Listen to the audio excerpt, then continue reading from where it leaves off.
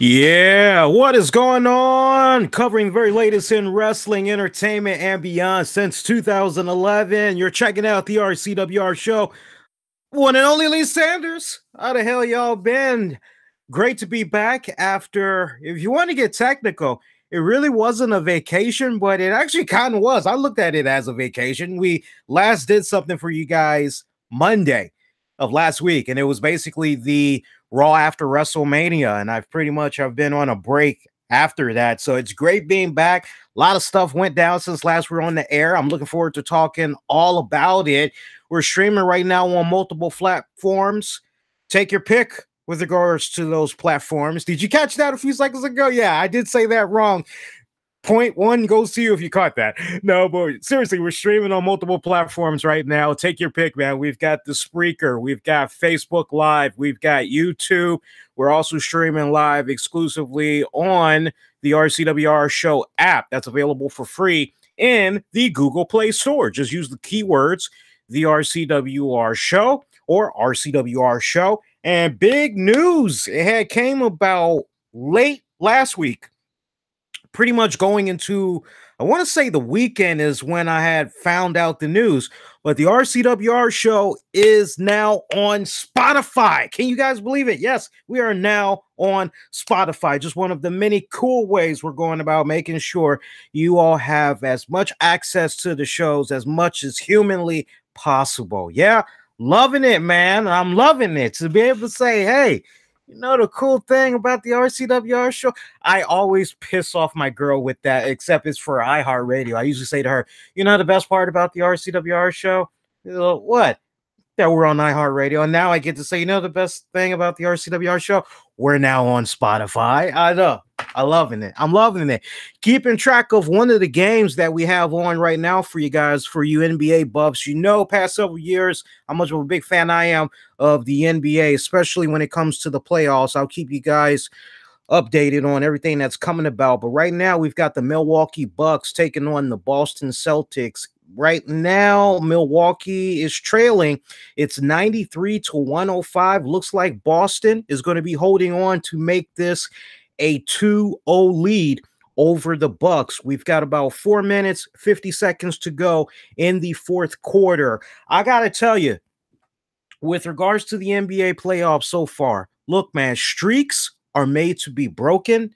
And what went down with LeBron, I watched that series, and I'm telling you, I am just going, yeah, streaks are made to be broken, but those other guys that are surrounding LeBron James, the King, they need to step it up. They cannot just rely on him to basically take them to the promised land. They've got to, the chemistry is definitely there. I think the fact that all of those guys were just put together in just a matter of weeks, they've had plenty of time to really gel. And just from everything that I've seen leading up to when the playoffs have began, I think the team is meshing well, but they need to step their game up seriously and they need to bring it to the table. Yeah, I compare it no different to, okay, if you're sharing an apartment with somebody, a condo or a house, and everybody is equally responsible for their share of the utility bills, their share of the rent, mortgage, their share of the groceries, whatever. And it just really seems like LeBron is doing so much and everybody else is just kind of looking to him like, oh my God, what do we do? What do we do? What are we gonna do now? Oh my God, oh my God, oh my God. LeBron can't do everything. He just can't.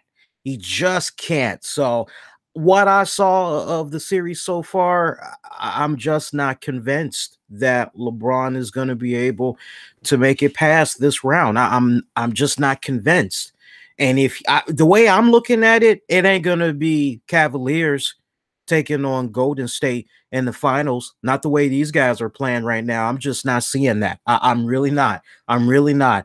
Wizards, don't even get me started on the Wizards.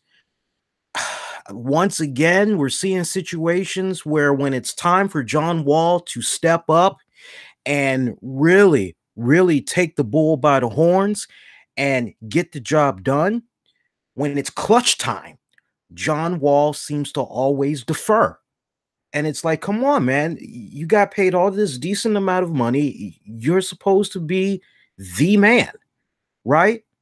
And he's just constantly deferring in crunch time. And just what I've seen of the Wizards so far, I'm not convinced. I told my buddy Marcus a couple of weeks ago, I said, how's he looking for the playoffs? Who's going to be matching up to who? And we went over the brackets, and I'm going, well, Wizards, they'll advance this first round for sure. But after what I saw of the Wizards play a couple of nights ago, I'm now going, no, not that Wizards. They not advancing. Just when you think they've got it all together and everything. And I agree exactly with what Austin is saying in the chat room, by the way. John Wall is good, but not all-star level. He's not. He's not. And anybody that thinks that Colin Cowherd is just, it's a race thing, maybe. No, Colin Cowherd, he has been very accurate. All the other people want to be all, especially from the DMV, they want to be all hot on Colin Cowherd and name call him and all of that. Basically say, oh, he's just out to get John Wall. He's just trying to stick it to him. He hates him, blah, blah. No, what Colin's been saying all of these years, he's just not, he's not flavoring it up. He's just giving it to you raw and unfiltered. That's really what has a lot of people rubbed off the wrong way with regards to Colin. Colin's just keeping it straight up 100. And I agree with his assessment. It's like when the big moments come, John Wall, he just, I don't know what it is, but he cannot break that last barrier and take it up to that next level. And for me, as long as I've lived here in the DMV, it has just been so frustrating to see all these promising guys that have been playing for the Wizards. I remember the Wizards when they were still the Bullets. That's how far back I go in watching the Wizards. Okay, so it's just, it's frustrating. It's nerve-wracking. But what I've seen of the Wizards, I'm no longer convinced they're going to be able to make it past the first round. And last but not least, the Spurs. My God, so the Spurs are now down 0-2? Am I reading that right, guys? The Spurs are now 0-2? Man, if there was anybody I have high respect for, that I hold in high regard, Coach Popovich. I mean, other than Phil Jackson, Pat Riley, man, I love me Coach Popovich. I know he rubs people off the wrong way when it comes to his press conferences after the games. I love it. You can tell he legitimately does not want to do that crap, and I don't blame him. I don't blame him. There used to be a time you didn't have to do all that silly crap, but now you got all these deals and you have to talk, blah, blah, blah, and they don't really want to. And if they don't, they keep getting fines, right? And the fines get bigger and bigger and bigger until finally it's like you're just literally throwing money away. But my God, the Spurs are 0-2. Are you serious? I'm just, wow. I don't know what to think about the Spurs right now. I'm flabbergasted at the sight of the Spurs. So the way it's looking right now, Warriors in the finals. It looks as though it's going to be the Warriors in the finals. You Cavs fans, I don't know what I saw of the Cavs. There needs to be a serious 1-2 punch out of the gate. I need to see some fire. They, in closing, because I know we're going to be talking about wrestling in the hot second. We're going to talk about wrestling for a good minute, so don't worry, folks. But you know me, if you've been checking out the show for a long time, you know I love this time of the year with regards to the playoffs. The Indiana Pacers, they basically went into that series so far, and they're like, oh, yeah, LeBron, yeah, we heard about him. Yeah, yeah, okay. And what? We're not concerned. And what? I mean, you talk about poise, you talk about confidence, you talk about a team that's like, I don't care how long this man been having whatever streak in the first round and first game of the playoffs he's been in. I don't care what he's won.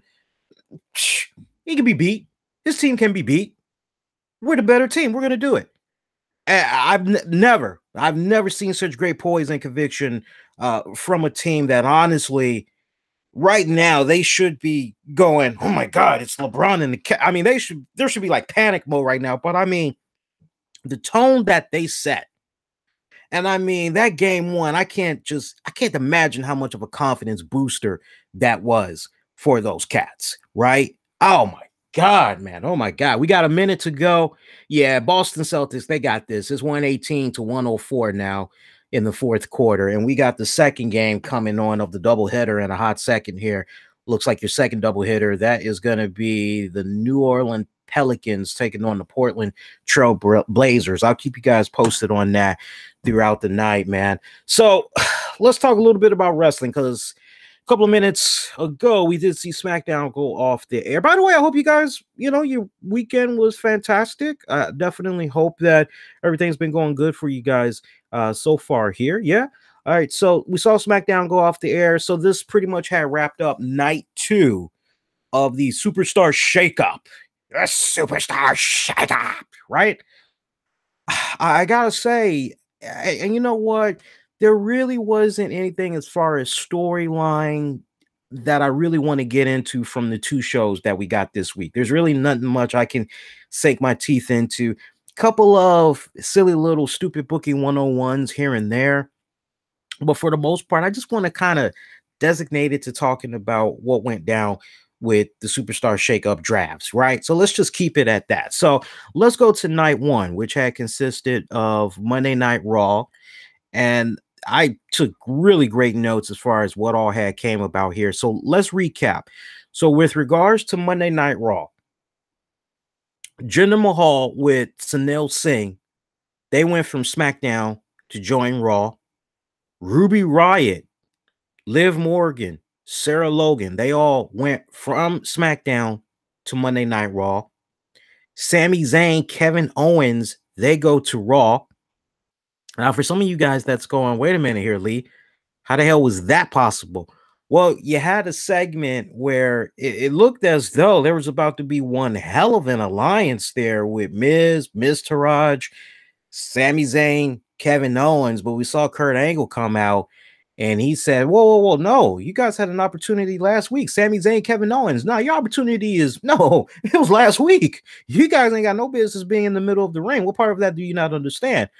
Well, you talk about a little bit of a underhanded back move, especially as far as respecting authority, kind of respecting the peers. Hey, I put you in charge of this, handle that. I'm not going to undermine you and make decisions behind your back without talking to you first, keeping you in the loop, at least getting your input. No. Stephanie McMahon in storyline decided she was going to take it upon herself to put Kurt Angle in his place, only without letting him know about it. But she decided that they deserve to be given an opportunity to come on over to the Raw side of things. So Sami Zayn had revealed a letter that Stephanie McMahon had wrote, and basically it had said, hey, look, after really taking a second look at the situation, I'm going to go on ahead. I'm going to allow Kevin Owens and Sami Zayn to be on Raw. I think with your judgment that you had put in place last week, you were kind of in the right place, but I really think that you let your emotions get the best of you.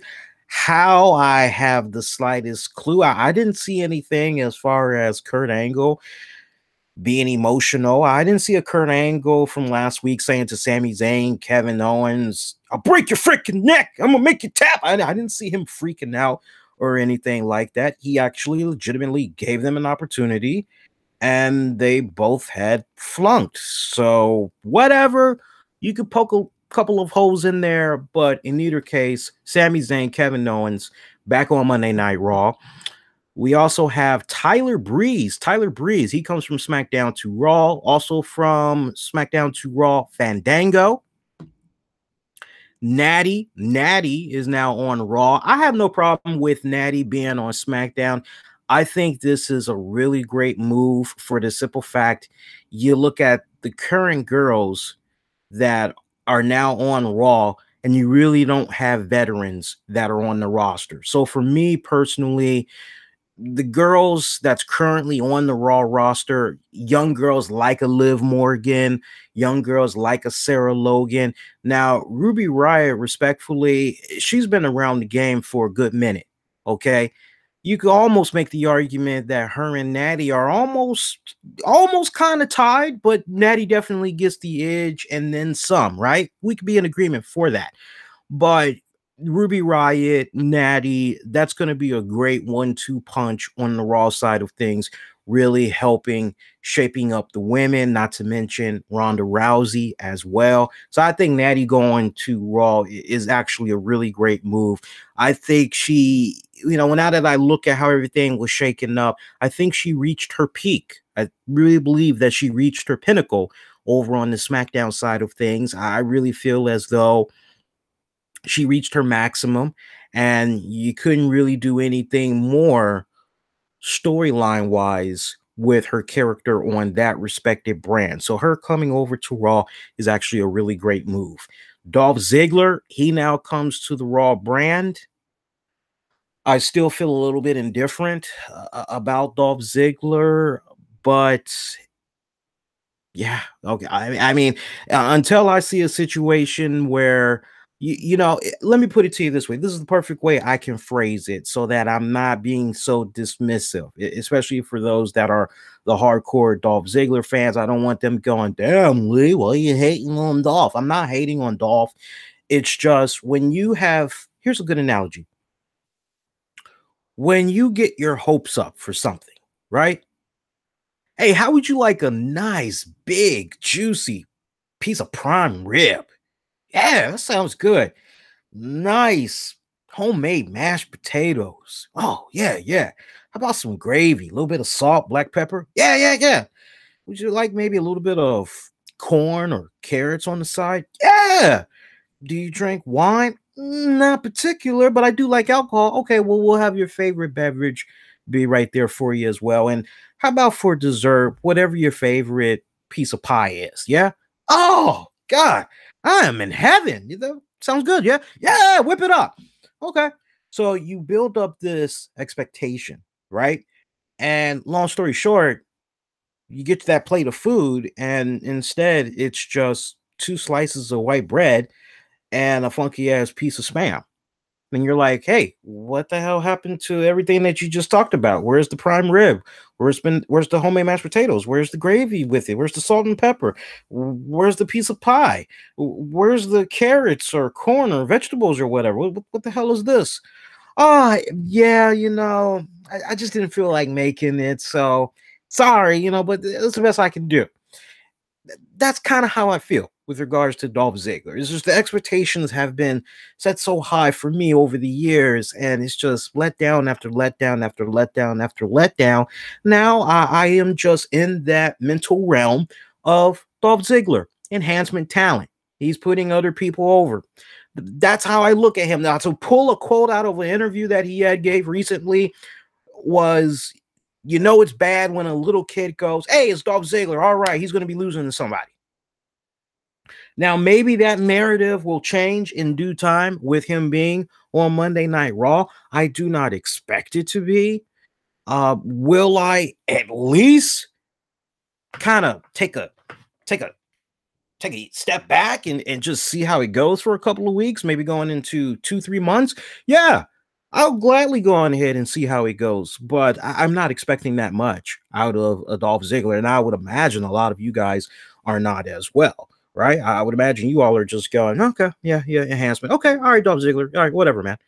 So other than that, who else we got coming over to the Raw side here? What's rounding off the list here? Let me go back here, check these notes out. So we talked about Dolph Ziggler. Baron Corbin. I got no problem with Corbin. I expect big things for him to happen on Raw. Zack Ryder. Mojo Rawley.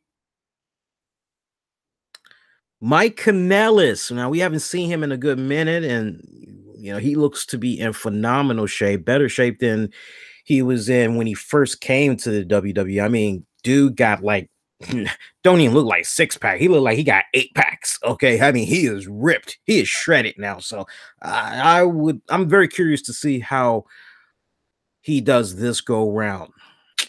Chad Gable. Yeah, Chad Gable now on Raw. Bobby Roode. Bobby Roode is now on the Raw brand. Victor and Connor of the Ascension, they are now on Raw as well. Drew McIntyre, that was probably that was a nice eyebrow raiser. And I saw a couple of people were, really shocked over this. For me, it wasn't, for me personally, it wasn't a case of being shocked For me, it was a case of, well, wait a minute now. The last time we saw Drew McIntyre, it was the weekend of the NXT Takeover event going into Mania. And whoever it was that was interviewing him, they asked him, okay, so how's your rehabbing going? And what's next? What do you plan on doing? What does your future entail as far as NXT goes? And in storyline, Drew McIntyre said, look, I'm going after whoever is the NXT World Heavyweight Champion. And that reporter followed up, asked him, did he have a preference as far as who he'd like to face, or who is he hoping will come out on top in the match between Cien Almas and Aleister Black? At which Drew McIntyre says, it doesn't matter to me. I win either way, because whoever is coming out of that, I'm coming after them. I'm coming after that NXT title. You know, I deserve to have that title. Circumstances surrounding me being injured and all that. No, I want to be champion again. I want to be NXT champion again. So I was a little bit perplexed by seeing Drew McIntyre on Raw, but at the same time, we all got to be honest. From the work that he was doing at Impact Wrestling, phenomenal, phenomenal. I must say, I love what he was doing in Impact Wrestling. And for me, it was great growing pains. He truly had developed, kind of much like Jinder Mahal, Drew McIntyre. And isn't it kind of funny when you stop and think about it? Drew McIntyre leaves the WWE. He goes and he wrestles for many different promotions, tries to find himself, much like EC3, comes on back, boom, Impact player. No pun intended. You get what I'm saying, though. But you look at a guy like Jinder Mahal, who pretty much did the same thing like the other guys. I just don't get that. I guess maybe one could make the argument, well, when you look at Drew McIntyre's first run in the WWE, a lot of people, they appreciated his look, they appreciated his in-ring work, and maybe you could make the argument that once he got paired up with the three-man band, yeah, I definitely was one of those people that felt, what the hell? This great looking kid and Drew McIntyre, this is what you do with him? What the hell? So, but I guess when you look at a guy like Jinder Mahal that pretty much kind of always started as just some enhanced talent, I guess it's kind of hard to say, oh, well, you know, he is changing up his physique, seems to be switching up his style in the ring. Looks like he's kind of taking things a little bit more serious. Well, let me kind of take a step back and really look at this with a different pair of glasses. Yeah.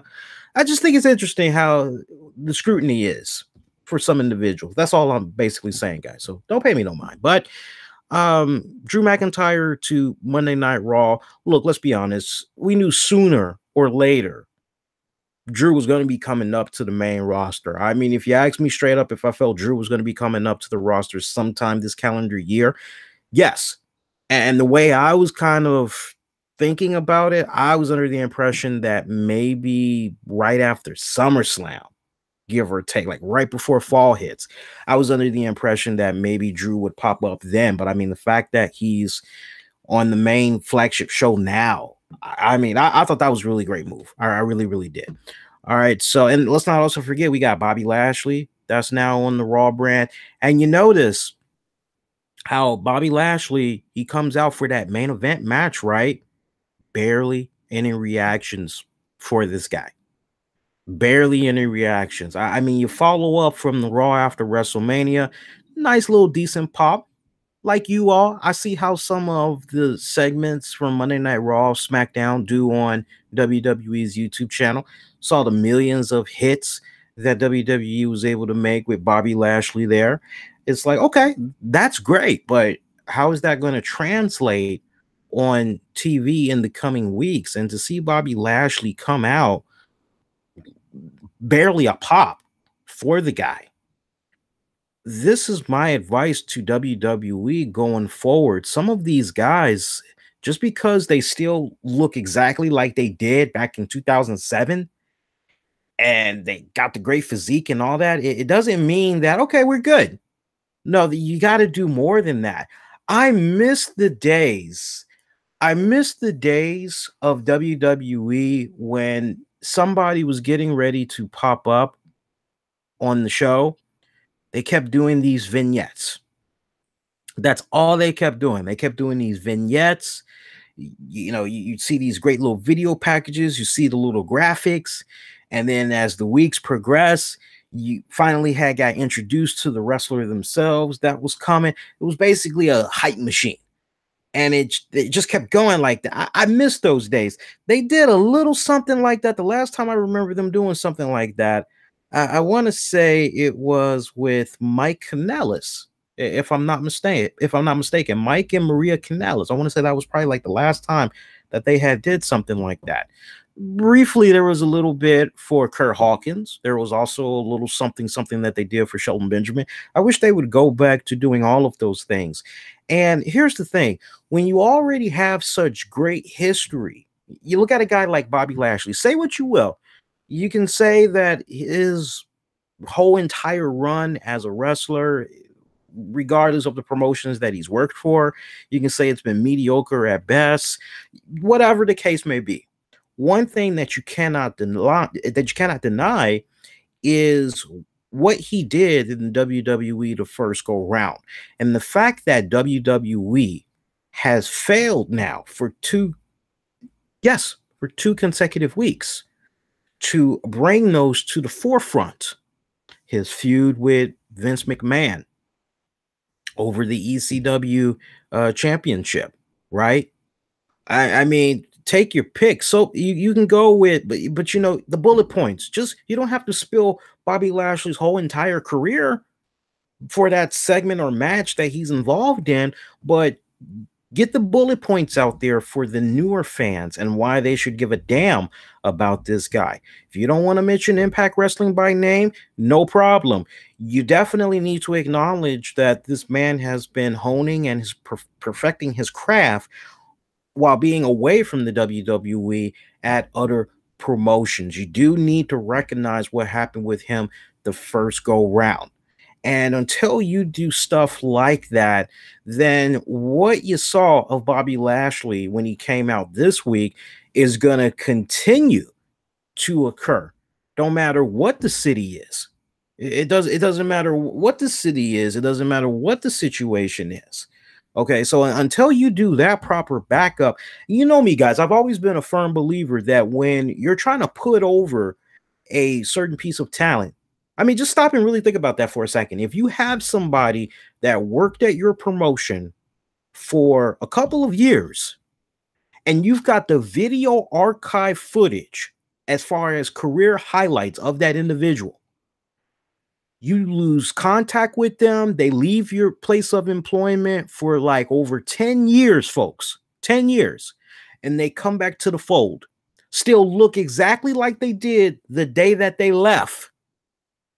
And you've got videos of archive footage at your disposal where you can easily go back and basically, hey, these are the bullet points. This is what made this person so unique. This is what made this person so badass. This is why you guys need to like give a damn about this person because of what all they had did. If there was ever a time to push the WWE network, guys, you need to watch. Oh my God, for those of you that weren't around when Lashley, even more reason why you guys that got the WWE network, you need to hop on and you need to search because my God, Cole, we'd be here all night if we were talking about this man's accomplishments in the WWE the first go round, right? That's how this is a domino effect. It is a domino effect. And if you ask me honestly, what I'm seeing so far that I hope switches up for Lashley is I'm seeing a what's the right words I'm looking for? I am seeing laziness. I'm just going to throw it out there. I'm seeing laziness. You know, because at the end of the day, it's all about PR. It's all about hype. It's all about promoting. And I'm just not seeing enough of that, especially when I look at a cat like a Bobby Lashley. So yeah, if WWE is really serious about getting this guy over and not just having it be a situation, now we got this person back in the company. Yeah, they're on our roster, so we're good. You know, unless you have plans, you know, significant plans, doesn't have to be World Heavyweight Championship plans, but if you have plans with a talent and you want fans to give a damn about that talent, you got to step your damn game up, and you got to be on point, man. You just have to be on point. So, speaking of which, Jinder Mahal, for him to come on Raw, lose the United States title to Jeff Hardy, man, don't even get me started on that one. I would say I was a little bit disappointed, but I'm hoping that bigger and better things are on the horizon for Jinder Mahal. But I really was looking forward to him as a United States champion. I thought for sure, just hearing that he got drafted to Raw, I was under the impression that maybe powers that be on the Raw writing team, maybe they're going to kind of do a little bit of a throwback, something that I have been hyping up off and on for, my God, over a year now, guys. Amazing how time flies. And I realized just literally the other day that, and shout out to Epic Sports, it's been over a year now that we've been working with our good friends over at Epic Sports. And I thought it was so funny because there was somebody that had thought that I use two different handles when I'm over on Epic Sports. And I go, no, it's like Epic Sports, that's all them. It's like if I respond to anything I see on that channel, it's under the RCWR Show handle. I mean, when you highlight my name, you click on my little avatar, it takes you right to the YouTube channel. You see the subs, you see the views, you see the content, hours and hours of fun. I don't even know if Epic is a man or a woman. I don't know their gender. I don't know what race they are. I just know that me and Epic have been buddies now for over a year. Amazing how time flies, but over a year. I've been saying with regards to Jinder Mahal, and the other colleagues have slowly but surely started jumping in on it as well. So it hasn't been just me, but I definitely was one of the first to say, hey, with regards to Jinder Mahal, go the Muhammad Hassan route. You didn't need to go full blown, and get in trouble with FCC and all that, but push the envelope a little bit, be a little bit risque, bring them out after 10 o'clock. You'd have some really great moments. But to see him lose in the fashion that he did, I was very disappointed. I was expecting big things for him with that United States title, especially going on over to the greatest, spectacular, tremendous, oh my God, Rumble event that's going to be happening next week. But I'm still optimistic. I'm still hopeful. I am still hopeful about Jinder Mahal. So we'll see what happens. Look, it's still early. Let's see what happens a month from now, almost 2 months from now. We'll have a really good idea and we can talk about it then. All right. So, other than that, is there anybody else I want to talk about from the Raw side of things? Yeah, I mean, it's pretty much it. We talk about Drew McIntyre. Miz, he got the boot. Miz is now going to SmackDown, courtesy of Daniel Bryan. Daniel Bryan pulling in some strings. Of course, for those of you that are a little bit concerned about what's going on with the tag team division, just a recap: as a result of Strowman and Nicholas relinquishing the tag titles, Kurt Angle had put together a 4-team tournament to determine opponents for the bar at the Greatest Royal Rumble coming up next Friday. Not this Friday, but next Friday, the 27th. Matt Hardy and Bray Wyatt, they advanced to the finals to face the bar a week from Friday. So, but now we got to go to SmackDown because tonight, SmackDown, they got Jeff Hardy, new United States champion. They got Jeff Hardy. Yeah, I mean, wait for the title to just basically stay on SmackDown, but now it's a different guy that's holding on to the United States title. Just going back to Raw too, one more time, because I know we did our own mock draft. And I would have to say that with regards to Raw, I don't think I was pretty accurate with my picks as far as who would be coming to Raw. But as far as SmackDown goes, I did pretty good. I said on the mock draft, you can see it. I came on Monday night, like 40 minutes before Raw came on, and we went over it. And no, about an hour. It was actually an hour before Raw came on. And I must say, what I said with regards to SmackDown was pretty damn on point. I said Jeff Hardy, put him on SmackDown. Miz, I was still very hopeful about The Miz. I felt Samoa Joe, all these names I'm mentioning so far, now making up SmackDown. Sanity's Killian Dane, Alexander Wolf, Eric Young, they're now part of the Blue Brand. I said Big Cass. I said Big Cass needs a fresh start. Put him on SmackDown. I expect big things to happen for him. He's now on there and mixing it up really well there. Looks like he has this new alliance with Shinsuke Nakamura, who is deciding, men don't speak English. I'm loving that right now. I'm loving that. Ask him why he's doing what he's doing. So sorry. Men don't speak English. I love it.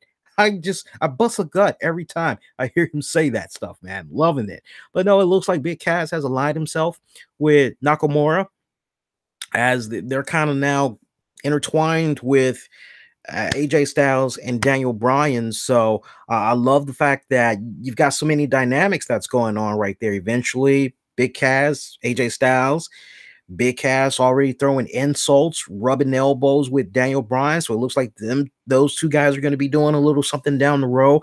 So I like all that's going on right now with that intertwining. Sanity, they're going to make a great impact on the tag team division. I personally feel I can't wait. That's going to be really great. See what else? Gallows and Anderson, they're going to be coming over to SmackDown. Asuka is down on the Blue Brand, and that's perfect for me. I honestly believe that Asuka reached her peak on the Raw brand, especially now that you've got Ronda Rousey. That's pretty much, it's obvious that WWE wants for Ronda Rousey to be their latest project. By the way, I love what Ronda had did on Monday night there when she came to the aid of Natty. I would imagine eventually Natty and Ronda, they're gonna feud. I think it's gonna be a great feud. I have a feeling that for Natty and Ronda to be this early rubbing elbows with each other, I would not be surprised if Natty was doing her part and really helping Ronda out, whether it's at the Performance Center and or hours before they get ready to do Raw. I would not be surprised if all of those things combined with whenever there's going to be WWE live show events and the Raw roster is going to be doing their thing. I wouldn't be surprised if in a select few cities, Ronda's at some of these live events, unannounced maybe, who knows? You could do a combination of unannounced and announced, but I wouldn't be surprised if they're going to be kind of working a lot in tag team matches and then eventually working house shows, eventually fine tune it, get it on point, go into a feud with one another. So I really believe that Natty, I mean, that's a serious domino effect, especially with regards to Ronda Rousey. But I love that spot that went down with Ronda and Sonya Deville. I love that. I love that. Timing was a little bit off when she did the takedown, but still overall it was pretty good. But Asuka going to SmackDown was a good move because she reached her peak over on the Raw side of things. Plus, look at what's waiting for her in the open arms, if you will, because she has some unresolved business that she can attend to with Charlotte. But right now, that's on the back burner, obviously, because you've got the iconic duo, Billie Kay, Peyton Royce. Looks like they've got some type of, eventually, a brief alliance with Carmella. You've got Becky Lynch, who's now been reignited. I thought for sure Becky Lynch was going to go over to the Raw side of things, but it really seems as though Becky's there on SmackDown for now. And, with her being thrown into this whole mix, this is giving her something to do. It's bringing her character. And I don't know how many guys had paid attention to WWE's Twitter profile or Instagram, but it was funny because they showed a behind the scenes look at what Becky Lynch was doing before she ran out to try and help Charlotte Flair. She was eating a bowl of cereal. And she was like, not on my watch. And she hauled ass to go help out Charlotte. So, I'm still hopeful. I'm still hopeful for Becky Lynch. I'm still hopeful that she will get the run that a lot of us feel that she deserves on SmackDown. But my God, I really feel as though SmackDown had got the better end of the stick as far as this whole shakeup. I mean, just and you guys, if anything happens before we go off the air, as far as more names that are announced for SmackDown that is significant, or you just want to give me the rest of the list, feel free to just pop up in the chat and let me know. But I think it's really freaking cool just when you look at SmackDown. SmackDown seems to be the better show for me, assuming after tonight everybody is safe, because you now have AJ Styles, Nakamura, Daniel Bryan, and then you got Big Cass over there now. You got all these guys. You got Jeff Hardy. I mean, you got all of these. Cien Almas, right? Cien Almas and Zelina Vega. They're now going to be part of the Blue Brand. So, I mean, it's really shaping up to be pretty damn good. Am I a little bit disappointed that we didn't get Roman Reigns on SmackDown, or, maybe we didn't get Finn Balor? Yeah, a little bit, but I'm still a little bit disappointed because I really felt that those guys alone could have excelled better on the Blue Brand. But I mean, for what SmackDown got, pretty damn good, and I think that's going to help out with the ticket sales. I don't know if, actually, I'm gonna jump out there. I think all of that went down tonight with SmackDown, combined with the fact that Daniel Bryan is safe. Daniel Bryan's going to remain on the Blue Brand. Then you got Paige over there as well. I think it's going to help out the ticket sales for SmackDown at their events going forward. If not drastically, it's going to make a good impact, I personally feel. Let's see what else we got here. So yeah, so that's pretty much it. We actually put out a poll asking you guys who did you feel had the better shakeup, and this is actually on Twitter right now. So let me actually go there and let's pull this up. If you guys are enjoying the show so far, make sure you leave a thumbs up. You guys that's checking it out on Spreaker, click on the heart/like icon. Appreciate that. And you know what? We got to do shout outs in a hot second. I got a little bit sidetracked here. We got to do some shout outs for some sponsors in a hot second here. So bear with me here, guys. Let's see, tweets. Here we go. All right. So we're asking you guys straight up, after night 2 of the WWE Superstar Shakeup, who do you feel has the better roster going forward? Right now, we have 11% of you that feel it's so close, but you think it's a tie. Meanwhile, 16% of you felt that Raw got the better end of the deal, and an overwhelming 73% of you are saying no, SmackDown. SmackDown has the better roster going forward now. So I think what we're going to end up doing is, for those of you that want to cast your vote, go on to Twitter and you can cast your vote that way. I'm not going to post that on YouTube. If I do decide I want to post it on YouTube, I may do it at a later date. But there is a poll that I had asked you guys with regards to Monday Night Raw that I can go to. I believe we had asked you all, how did you rate Monday's WWE Raw? So we can actually head over there real quick. And that's actually on the YouTube channel. Go over to youtube.com/the RCWR Show. Click on the communities tab page. And let's look here. All right, here's where we're standing right now. For Raw, there was 8% of you that didn't watch it due to the playoffs. Meanwhile, 14% of you gave it a thumbs down. 17% of you didn't watch because of other. See here, 28% of you gave it a thumbs up, and 33% of you are staying in the middle. Let's see what we got here. I'm going through a comment right here. Hang on a second. Maybe.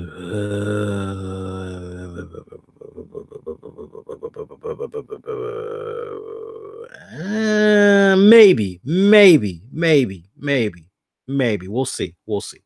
All right. So heads up, before I go into shout outs, I need to make a announcement. Nothing significantly, nothing bad. Nothing bad. First off, but we had a moderator that was supposed to be helping us out with the shows. He was basically supposed to be moderating the chats, and I'm just old, especially if it's a situation where I keep being told, "Hey, man, if you ever need help, I'm your guy. I'm your guy. I'm your guy. I'm your guy. I'm your guy. Hit me up." And I'm just one of those type of people. I make a mental note. And when I finally do pull the trigger and I come to you, if you let me down that one time after you've let it be known, you're more than willing to help out. And I finally come to you and it's not even 2 weeks and you've pretty much say you can't do it anymore. 9 times out of 10, yeah, and it's not me being a dick. It's just I hold people accountable. I hold people at their word. If they say they're going to do something, I would prefer it's a situation where, you know what, that sounds really great. I want to jump all over it, dude. Can you just buy me a day or so? Let me think about it. Let me talk it over with the missus, family, or whatever. And if that's something that I can do, then yeah, man, I'll gladly go ahead. But let me just stop and think about it a little bit more. So we had a moderator that was supposed to be doing their thing, monitoring the chats on YouTube and on Facebook. But after just 1 week, they said that due to their job, they can't do it anymore. So I am looking for someone, I would say honestly, Tuesday nights, 10 a.m. until 11:30 p.m. I think that'd be sufficient. That could basically just hang out, make sure we're not getting anything inappropriate, things of that nature. And of course, once a month, whenever there's a WWE pay-per-view. So if anybody is interested, you can pretty much, if you're in the chat, you can be like, "Hey Lee, get at me." You can also leave a comment. You can get at me on the social media outlets, the YouTube, Facebook, Instagram, Twitter. Use the keywords of the RCWR show. And just here's the thing. You got to be dependable. You got to be reliable. If you say you can do it, I'm holding you to it. Okay. Now, it don't look good if after 1 or 2 weeks you say you can't. That don't look good. So really stop and make sure that your schedule it's on point. Now, I have 1 or 2 family members that I really don't want to because I don't want to, inconvenience them. I know they would probably do it, but I'm entertaining the idea of seeing if they might be interested in doing it. But anybody that does have the free time, they want to do it, then definitely get at me. But just understand you've got to be dependable and you definitely have to be reliable. All right. So just a little heads up there. And also, I want to take this time out now. We were supposed to do this much, much earlier, but we need to recognize some of our show sponsors and we also need to recognize our Patreon members because without these great sponsors, without our Patreon members, honestly, shows like what you're checking out right now, it would not be free. You would be paying for it right now. And I got to tell you, we've had a lot of sponsors step it up tremendously over the past several weeks. So much so that we have exclusive sponsorship deals with some folks for the coming months. So you're going to be hearing their names repeatedly on these shows. But again, without these kind folks that decided, hey, when we want to team up, we want to be your sponsor, without the kind contributions from our Patreon members, shows like what you're checking out right now, you would be paying for it. So first off, I want to go ahead and I want to recognize our Patreon members. Love our Patreon members, man. Shout out to Joe. Shout out to Anthony Missionary Thomas from Wrestling Soup. Love you, buddy. Love you. Glad you have found that info about the Apple Podcasts. Did you guys hear about that? Late December. I did a video about it. Late December. Apple had released podcast analytics finally, and it's in the beta stages. It's very primitive. You can't really do that much with it so far, but check it out when you get done with this episode. Check it out. You guys would definitely like it. It's a short video. It's like about 5 minutes long. Those of you that's like in the podcasting and all that, you'll get a kick out of that. But shout out to Anthony Missionary Thomas. Shout out to John Davis. Shout out to Michael Wolf.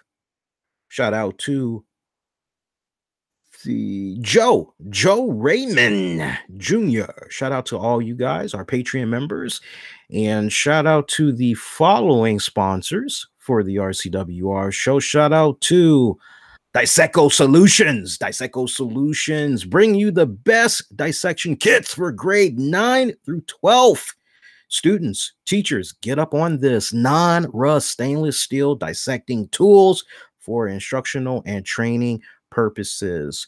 You can check them out on Amazon.com. And if you're checking out this episode of the RCWR show right now, check out the episode description for a unique URL, RCWR Nation, that'll take you directly to that landing page. Also, your taxes are due. Some of you maybe are trying to get a little bit of an extension.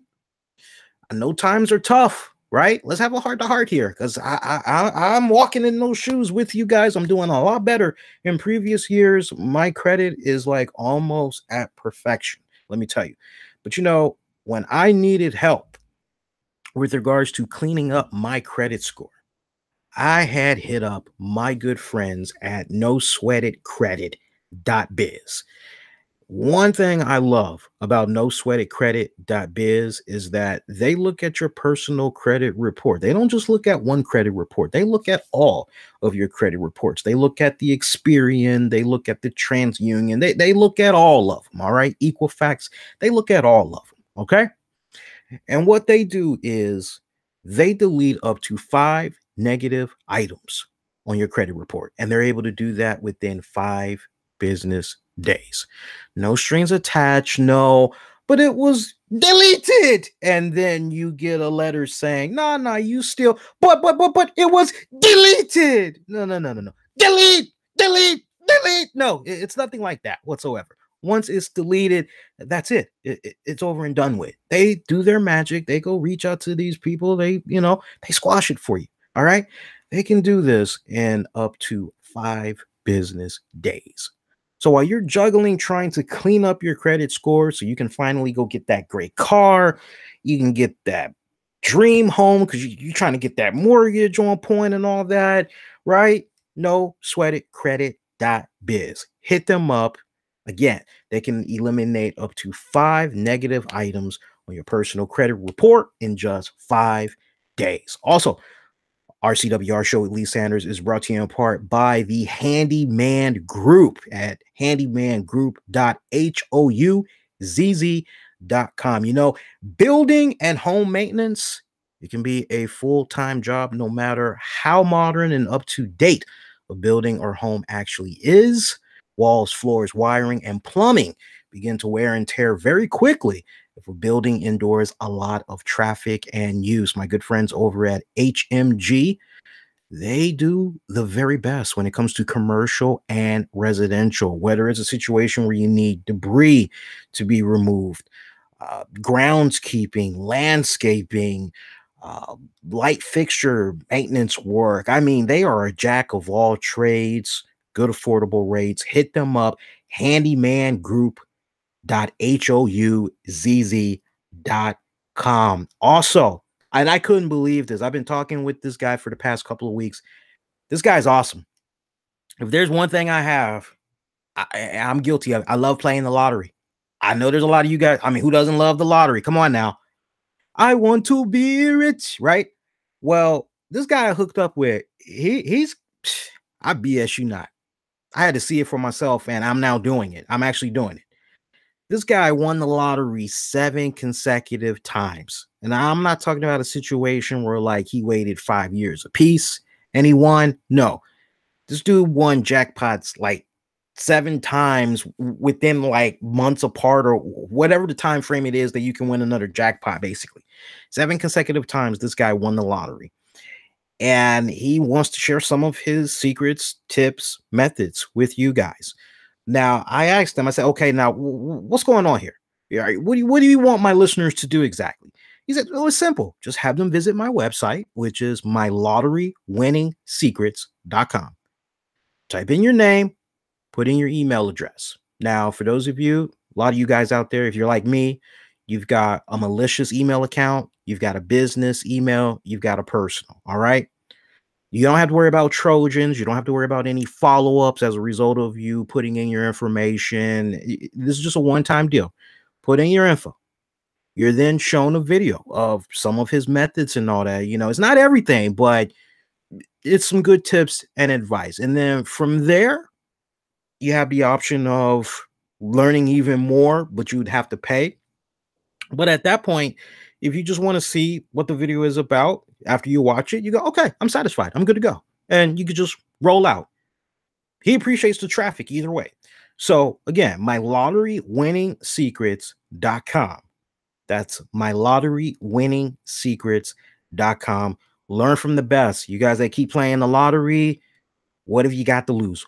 I mean, you already blowing a boatload of money as it is. So take in a few seconds to type in your name and your email address to watch a short video from this guy that won 7 consecutive times. Ain't gonna hurt you. So go check him out. mylotterywinningsecrets.com. We got some more shout outs we'll get into, but that's going to be coming up in the later part of the show. Appreciate you all's patience as we went through that. But again, without these sponsors, without the great kind folks from patreon.com/the RCWR show, shows like what you're checking out right now would not be free. And speaking of which, now that I'm back from vacation, I'm going to be uploading some content to our Patreon members this week. I'm going to be talking about the first season of Black Lightning. Now that tonight was the season finale, I'll be talking about that. I will also be doing a episode of Wrestling with the Topics with Tammy. Our schedules has just, ever since WrestleMania, our schedules has just been, but now we're kind of really catching up with one another. And so we're going to be recording that. So stay connected with me on social media. I'll let you guys know when that's live, but that's only going to be available to our Patreon members at patreon.com/RCWR show. $5 a month gets you access to Wrestling with the Topics with me and Tammy. 30 with Lee. Great timing right now, considering of all the movies that's out. Take your pick. We got the new Al Pacino movie on Joe Patero. That's out. There was an Elvis special that just premiered on HBO. Going to be talking about that. We got Avengers Infinity War. Going to be reviewing that. So, I mean, this is a great time right now, but you get access to shows like that. Bonus exclusive RCWR show episodes, just $5 a month. You can't beat that. $5 a month. And there's already a boatload of cool content already waiting for you guys. So you can't beat that. All right, let's continue on with the show here, my friends. So everybody has been asking me, Lee, what happened? Man, Nikki Bella, John Cena. Oh my God, what happened, Lee? What do you think, Lee? Man, John Cena, Nikki. Oh my God, man. Whoo, Lee. What are we gonna do? I feel like Al Pacino now. I feel like Al Pacino and Robert De Niro in that freaking Mad TV skit. Bobby. Oh my God, Bobby. Look at all of these flavors. So many to choose from. Hoo-ah. Bobby, what are we gonna do about this? All of these wonderful flavors. Bobby, do you want strawberry? Do you want raspberry?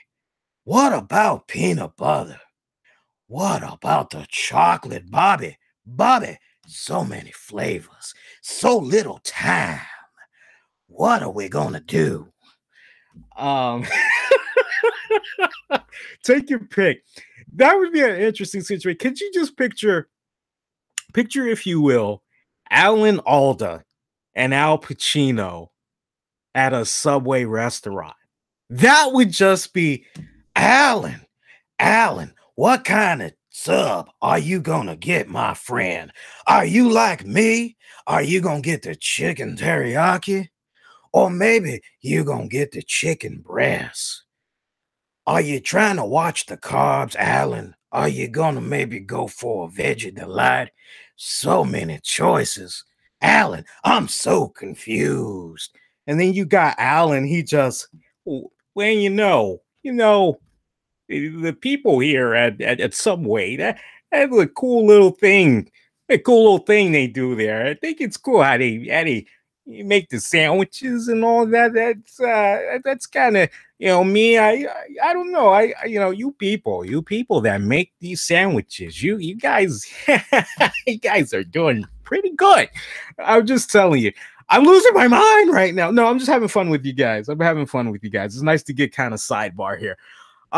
We were talking about John Cena, Nikki Bella, because I actually had got a couple of private emails, and these people didn't want to be identified.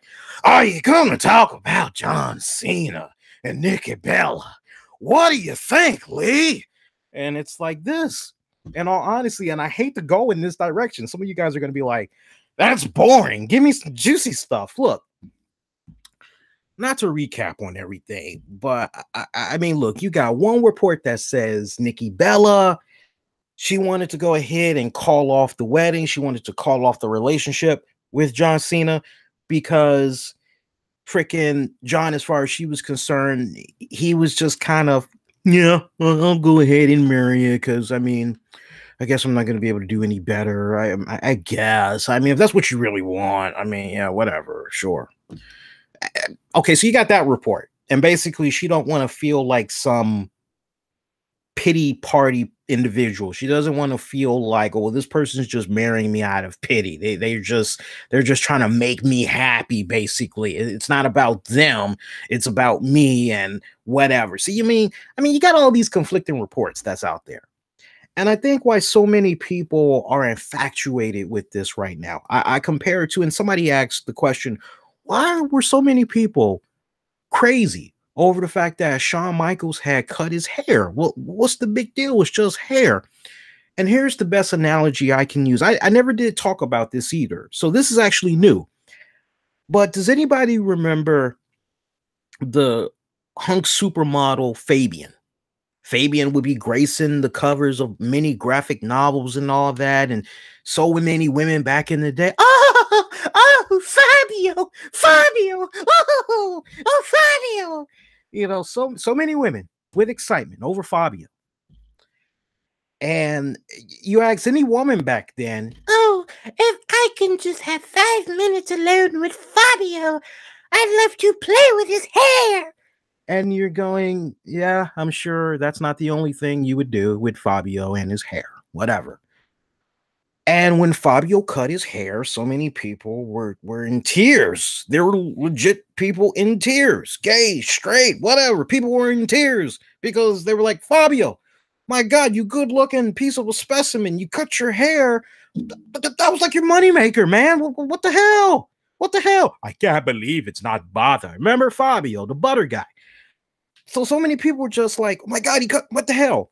It's no different than, and look, I'll jump out there and shout out to a buddy of mine, TJ. TJ will back me up on this. Me and TJ are the most hardcore fans when it comes to Highlander, the TV series. And when Adrian Paul cut his hair, me, TJ, few other people I had came to know over the years, we all were like, holy shit, Adrian Paul, man, Highlander cut off his hair. And, some people, big deal. Well, for us, like, the hair is like the trademark. I mean, I'm Duncan MacLeod of the Clan MacLeod, and I've come to chalk off your head, It's like you see Adrian Paul, and he's got this nice, good long hair going on and everything. And you never thought you'd see the day that he would cut his hair, because his hair is like overall what made him. Okay, so you're kind of going, you're still cool. That's cool that you cut people's heads off and you do the whole and you got the lightning hitting your body and souls are going in you and all this other weird shit. There could be only one. I mean, that's all cool, but your hair's gone, but okay, whatever. You're still kind of cool in our book, whatever. But it's the same reason why we were tripping over Adrian Paul when he got his hair cut. We were like, damn, oh. Some of us act like we had a heart attack when he got his hair cut. All right. So no different than that. It's no different than when freaking no, I don't need any more analogies. It's just like those. It's literally like those. So when you hear of a situation where no different than Brad Pitt, Angelina Jolie, they break up, people just have this infatuation with certain celebrities. And like what Brad Pitt and Angelina Jolie at one point meant to a lot of people, no different than when Tom Cruise and Nicole Kidman were together for such a long period of time. Me, Tammy, other friends will tell you, when it came to Tom Cruise and Nicole Kidman, we still feel to this very day, Tom Cruise has never been the same. Cruise has never been the same. Whatever it was when he was with Nicole Kidman, I mean, there was that side of him that the Tom Cruise I remember growing up. I remember him from Risky Business. The Tom Cruise that I remember, he would take risk in his acting career. He would jump on something if it meant he would get a lot of attention. It was a true hit, and whatever it was, something about Nicole Kidman brought out that best in him. But it just seemed like I would dare say Scientology is really what had broke those two apart, because Scientology kept telling him, man, Nicole ain't good for you, man. You need to get away from her. No, man, she's a bad you need to get away from her. And eventually he did. But the same way that we infatuated over Nicole Kidman, Tom Cruise, Angelina Jolie, Brad Pitt, what the wrestling fans are and have been experiencing so far with John Cena, Nikki Bella is no different than those situations. And to that, I say this. It's like what my late ex-wife, rest her soul, because it was the anniversary of her passing. Literally, I want to say, if not last week, a week and a half ago. It's like what she said to me, which was every relationship, every friend, every individual that you come across in your life has its respected time and purpose. It has its respected season. They will come and go. So, not all relationships are made to last forever. And these two, they're still relatively young. Okay. They are probably going to go through 2, maybe 3, possibly even 5 other relationships before they finally find that, it took me a couple of times there. I was kind of doubtful, but I finally found the one that's right for me. Right. And I know a lot of you guys don't really want to, but if you kind of take a step back, because see, the people that's mainly going to be tripping over this are going to be the young people. The younger people. But I would dare say, just to give young people even credit, I would dare say even a mature person, young person in their 20s would be able to comprehend exactly what I'm saying. For me personally, look, man, before my ex-wife had passed, man, I worship the ground that she walked on. I was a piece of shit at one point, during our marriage, wasn't doing what I was supposed to be doing responsibly. And I tell you, when I look back on that individual, that I don't know how I became that individual, but I tell you what, I had to hit hard times.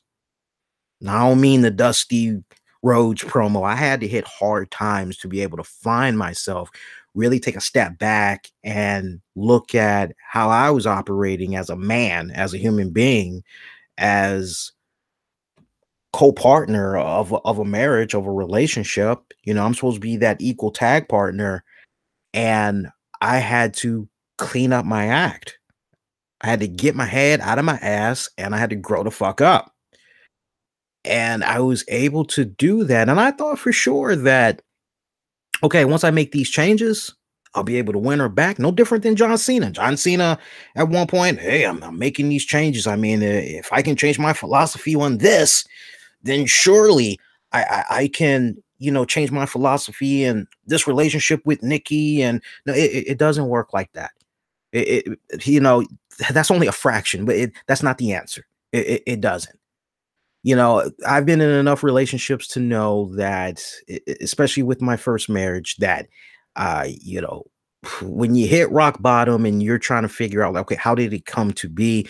You really have to take a step back and just look at everything yourself, how you treat people, how you're managing yourself in that relationship.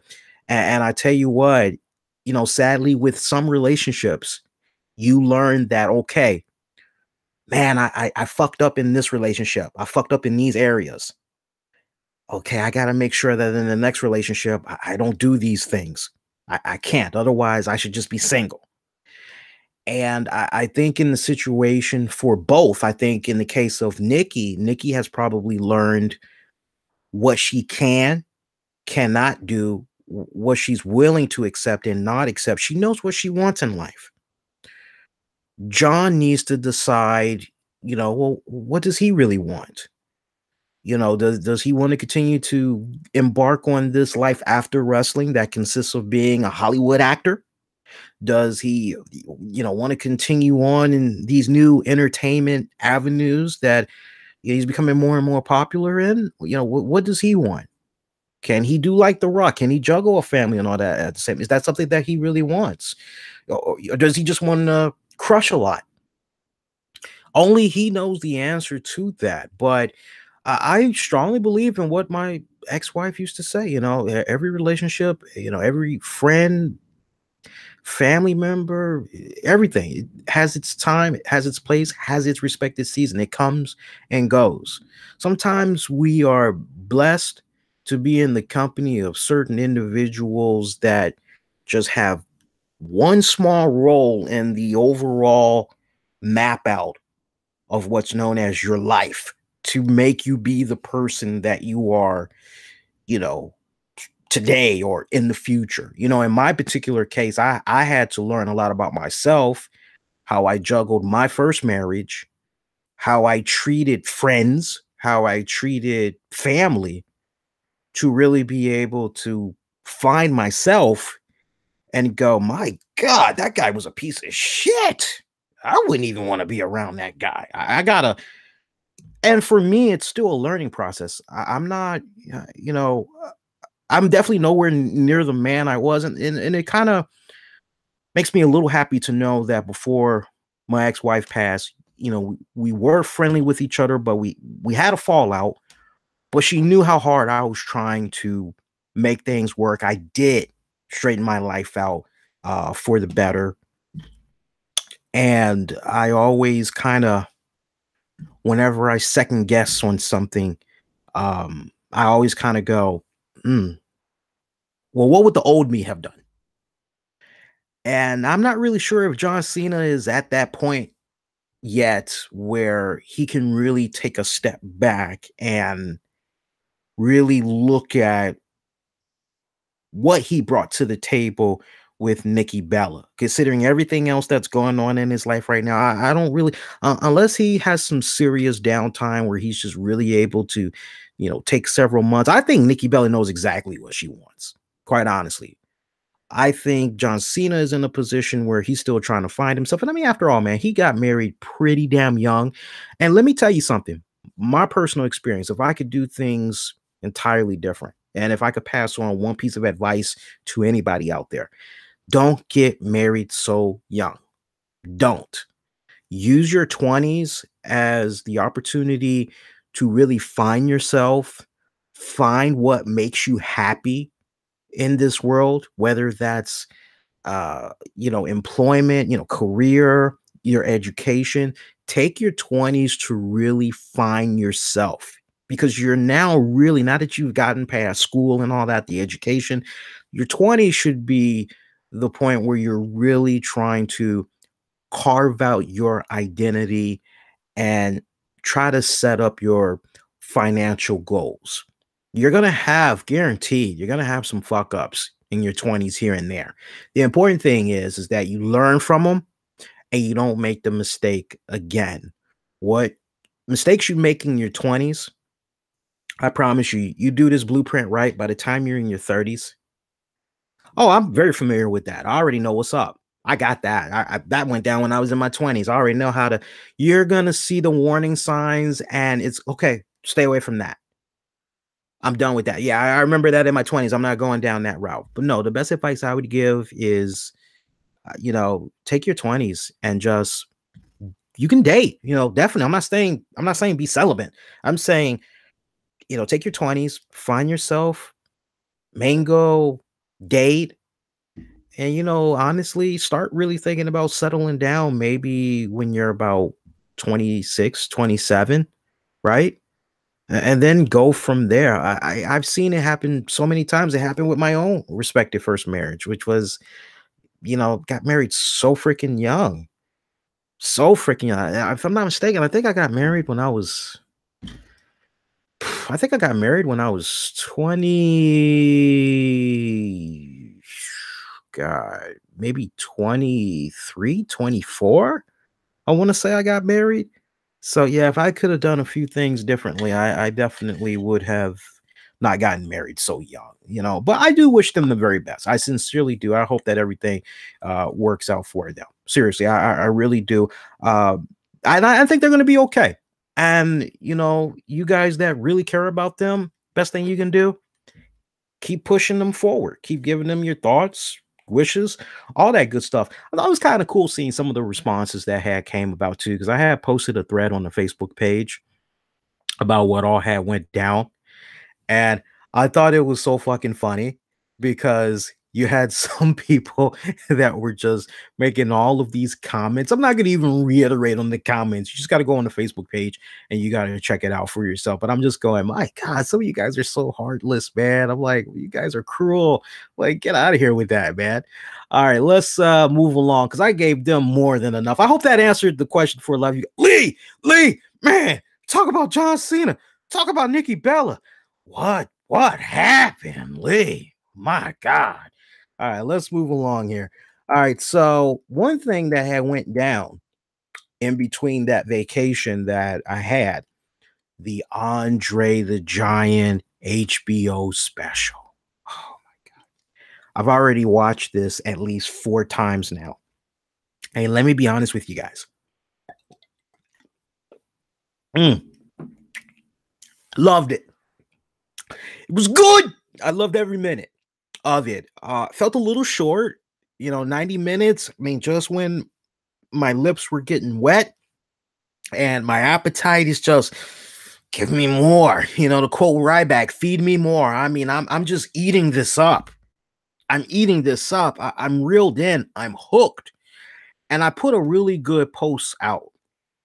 I didn't review the movie, but I basically had said some really kind things about it, and I kind of want to expand from that. But just to reiterate, you can actually see this on the YouTube uh, community section here. I basically had said I thought HBO and WWE, along with the director, really put great class in telling the story of Andre. A very good timeline of his life, career, rise, and painful struggles this man experienced leading up to his untimely death. A great who's who of wrestling legends and analysts contributed to this special. As a person born in the early 80s, I'm sure I speak for a lot of us when I say everything that was covered on this special was our childhood and what made us get hooked on wrestling and still have love for it this very day. For me, Hulk Hogan reeled me into wrestling, but his feud with Andre is what made me a fan and always a fan of the industry for life.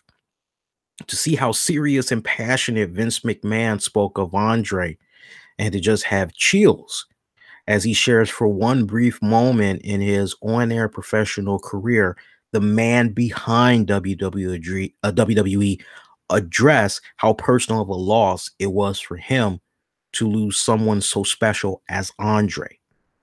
Damn tearjerker, folks. I highly recommend you give it a watch. Any true fan of professional wrestling loves all promotions or even just WWE, let me say you need to own this or at least watch it as far as I'm concerned. You're just not a pro wrestling fan otherwise. And that was like a week ago. And I still feel every single word that I said just there in my initial thoughts. These were my initial thoughts, seconds after the Andre special had went off the air. And I mean, for me to just see Vince McMahon be asked the question, Andre, with the loss of Andre, that how much did that personally affect you? And the initial answer that Vince McMahon puts out there, you're going, damn, Vince, you're a dick, because he basically says, I go to a facility where I put certain emotions and you're going, wait, what? Facility, faculty, what, say what? And then I almost got upset, and I was starting to feel myself become upset, but then I took a step back and I had to say, wait a minute, I know what he's saying because I do it myself, mentally and emotionally. There is a place that you go to when something really hurts you, it irks you the hell off. I mean, it's really, and you don't want other people to see you cry or, get emotional, because, especially with men, because it's like we're supposed to be tough and all that. So we can't show that emotional side to us, right? So sometimes you just got to bury certain things deep in the subconscious, right? So I'm going, wait a minute. In the split second, I'm starting to get upset at Vince. I'm going, wait a minute. I know exactly where Vince is going here. I'm like, okay, let me slow down here. I know I've gone there myself. Okay, come on, Vince. And to just see him start to get teared up and everything, I'm going, oh, damn. Yeah, this really did affect him. And I like how they intertwined basically the career of the Hulkster into Andre. And I was a little bit concerned, because those of you that saw it, I don't know if you guys were concerned as well, but you had one portion of this documentary where you're going, wait a minute now. It's kind of just going in this Hulkster direction. How does this come on now? Where is it? Because you're starting to lose me here. Come on, bring it on home. Tie it back to Andre. And I have faith that, one, it wasn't going to last as long. And two, it definitely connected with Andre. But the question is, how long were they going to go down this road? Right? I was a little bit concerned about that. I mean, no brainer. Hulkster. I mean, what Andre did for him, that basically made his career. No doubt about that. But for me, I was a little bit concerned because they were talking about how the Hulkster had left the company the first go round, and that basically was under Senior, because Senior, everybody knows the history by now, but to the newer listeners, because you'd be surprised, guys, especially based on the poll that we put out. I asked you guys how many of you all have watched the Andre the Giant documentary special. And this is the poll as it stands right now. If you did not cast your vote on this poll, go cast your vote right now. It's on the YouTube channel in the communities tab section. We've got about almost 50 votes. We have, see here, we have, 2% of you that gave it a thumbs down. You're not being a dick, you're being honest. 7% of you, actually, it's a tie at 2%. So it's a tie at 2% that said the thumbs down, not being a dick, being honest, and not going to watch it, don't like wrestling biographies. You have 36% that gave it a thumbs up, said that it's worth the hype. 7% are staying in the middle, and 52% did not watch it yet. Now, some went on record. They said, I haven't watched it yet because I don't get HBO. I'm trying to figure out a way I can check it out. If I can own it on DVD, I will actually go own it, Lee. So some people, just to defend them a little bit, that's the position that they're in right now. But, for me, watching this Andre the Giant special and just seeing the Hulkster being concerned in that one part, because everybody knows the history, which is the Hulkster, he had a movie opportunity working with Sylvester Stallone for Rocky 3. And Vince McMahon Sr. was like, no, that ain't happening. If you go do this movie, don't let the door hit you in the ass. You're not coming back. I'm not going to be interested in doing business with you ever again. And the Hulkster's like, my God, I'm gonna go. I gotta do this. I gotta do this. This is a great money-making opportunity. And as far as the Hulkster was concerned, he had the right mentality. His heart was in the right place. He felt that it would be a win-win situation. It would put the spotlight on pro wrestling. It would put the spotlight on the promotion which he was working for, etc. Right? But so he left. But eventually we know how things worked out. Vince McMahon, Junior, he's like, hey, I want you to come on back. I got this idea. I think you could be the focal point of what I'm trying to execute. And, pretty much the rest is history. To see the Hulkster basically be more Terry Bollea in this special. This was a much more reserved, it felt like a much more wiser Terry Bollea that basically, is saying, he came up to me very reflective, very appreciative of his career and the people that played a huge part in making him the success that he continues to be to this very day. He felt much more genuinely humbled. Those are the right words that I would describe the Hulkster. Great cameo by Ric Flair as well. I just found it hilarious that one of the first times we see the Hulkster talking about, Ric Flair. I think it's hilarious that one of the first times that we see Ric Flair talking about the Hulkster. I tell you, the Hulkster, woo, big man, yeah, man that tall. Yeah, man, that tall. Woo, hey, big boy, big boy. Yeah, and down in the trunks. Woo, big boy. He's like, okay, Rick, we get it. He has a big wang. We get it, Rick. Okay, whatever, man. I just thought that was hilarious. But if there was Tim White, always great to see Tim White.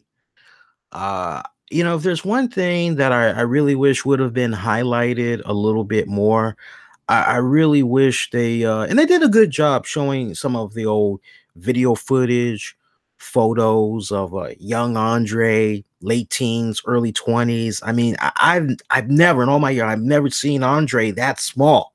Never that small. It was like, whoa, yeah, I had to do a double take there.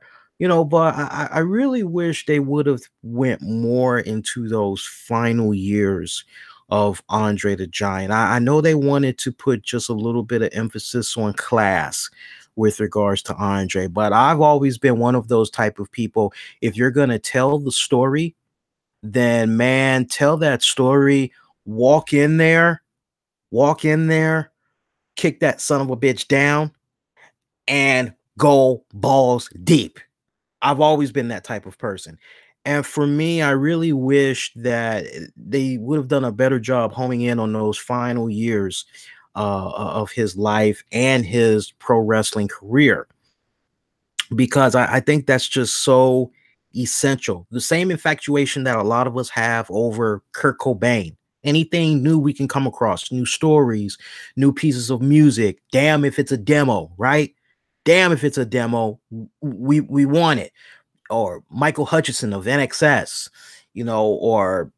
or John Morrison of The Doors. Anything we can flock to, we want to go there. And I really wish that there would have been more emphasis on what was happening with Andre. They highlighted it, but I really wish they would have went into more detail, especially at that part where Vince McMahon goes, oh, well, Andre, because there was the question brought up about what was going on with Andre. There was a fallout between you guys, what went down. And Vince McMahon basically goes, oh, well, Andre felt that we as the company, that we pretty much were moving on without him. And, Andre basically felt we were moving on without him and that there was no place for him in the WWE. And no, let's be honest. Andre was not taken care of. He did that great spot there with the Hulkster, WrestleMania 3. He did that great spot. And think about that. Andre the Giant, undefeated for all of those years. And one-on-one, he loses to the Hulkster. And yeah, a lot of us remember when when Andre was just like a special attraction after that. He would do all of these random matches. A vast majority of his matches, it would be tag team matches. And he honestly didn't do jack shit in those matches. And it wasn't because he was being lazy. It wasn't because, he was just, pay me more money. It wasn't anything like that. Physically, his back was screwed up. His knees were shot. Man needed surgery. He needed a lot of rest. He had no business being in that ring, but he wanted to be there because he loved being around the boys. That was like his second family. He felt comfortable. He felt at home. He didn't want to leave the business. He still felt that passion. But when you keep putting a person in a position where, okay, we're going to put you in these tag team matches and you're going to lose. All right, well, we're going to put you in some of these other, but I mean, towards the end of his life, he was involved in a lot of tag matches. And, one of the things that they really should have highlighted, that they really should have gone in depth on, was that one last match that he had at the Tokyo Dome, or Tokyo, Japan, rather, in 1992. It's like December 1992, I want to say. My memory's a little bit fuzzy right now. I'm literally pulling stuff out of the top of my head here. He was involved in like this Japan tag match, and at this point, he blossomed like over 600 pounds, barely recognizable when you look in the face. When he comes out, boys and girls, when he comes out, his hands is on the shoulders of somebody. So, I mean, he is gingerly behind this person with his hands on their shoulders as they're basically guiding him to the ring. And it was just so damn sad to see him in there. Like, he would have to go out every 5 minutes. He could not be in there that long. And even when he was in there, he really was not doing anything of great significance physically. And Dave Meltzer, come on, Dave, to give Andre the Giant worst wrestler for that respect. Come on, you obviously knew what was going on with him physically. Come on, man. I'm sure in retrospect, if there was maybe a time he could, let's just take that off the records. Let's expunge that. That would be the moment right there. But I really wish they would have highlighted that and really put the emphasis on what was going on, with him physically and all that. But I think in the case of Andre, and Tim White has talked about it many times over the years, the fallout that he had with Vince McMahon, he felt he wasn't properly being taken care of as far as keeping his legacy and all that intact. I mean, think about it. If you have this guy that goes undefeated for 20 years and Andre sees the writing on the wall, he knows what's best for business, and he does the job. He puts over the Hulkster. Hulkamania is officially born, right? Grandest stage of them all. WWE, as we know it, may have been entirely different if Andre didn't do what he did at WrestleMania 3. Right? Could be up for debate, but you take all of that into consideration, and what was coming about with Andre after that. Yeah, I think the way Andre should have been booked after that, no, Hulkster. Hulkster is the only one that defeated this guy. That's how it's going to stay. Yeah, if Andre does go in and he does 6-man tags or whatever, he's always going to be on the winning team. No matter what, he's going to win. We're going to keep that intact. Just kind of poor decision making that they did back then. Yeah, and I wish that there could have been more self accountability. I mean, don't get me wrong, it was great seeing Vince McMahon get teary eyed and all that, but if there was ever a time for self accountability, I mean, come on, you did Andre like shit towards the end. Man up. That's all I'm saying. Man up. But still, despite all that, I thought it was a really great 90-minute documentary. It's definitely very watchable. So I would encourage you guys, go out of your way, check it out when you get the opportunity. It's on demand on HBO right now. So for those of you that have Verizon Fios or whatnot, if there was ever a time to just hit that remote control and subscribe to HBO just for that 1 month so you can watch it on demand and then delete the subscription afterwards, it's worth the $10 just to watch that one thing. I personally feel. You can thank me later after you check it out. All right, let's continue on with the show here. We're doing pretty good on the show time here. I want to take another pause and recognize one of the sponsors for this episode. And he's a cool cat too. He's a real cool cat. His name is Cress Veer. Cress Veer. I want you all to do me a huge favor and check him out. He does these really cool videos on YouTube. He does like a lot of vlogging and all that. He also tries to do his very best to do music renditions of popular songs. It's a young man. He's rather young. He's new to the vlogging game, and he personally had reached out to me. He said, "Hey man, can you do me a favor? Can you maybe promote me on your show, because I just started my YouTube channel and I'm trying really hard to, make it be as interactive as possible and have people help me out in creating content and all that." I said, "Yeah, sure, buddy. I'd be more than happy to help you out. What's your YouTube handle and all that good stuff?" So check him out when you guys get an opportunity. Sis Veer, I apologize, Sis Veer. So in YouTube, just type in C as in Charlie, I as in Island, S as in Sam. Hit that space bar. V as in Victor, E as in Edward, R as in Robert, H as in Harry. Sis Veer. Hit him up. Forgive him if his English is a little bit broken. He's honestly, I've been checking him out the past couple of weeks. He's been doing a lot better, but give him an opportunity when you get a chance. I'm sure he would appreciate it.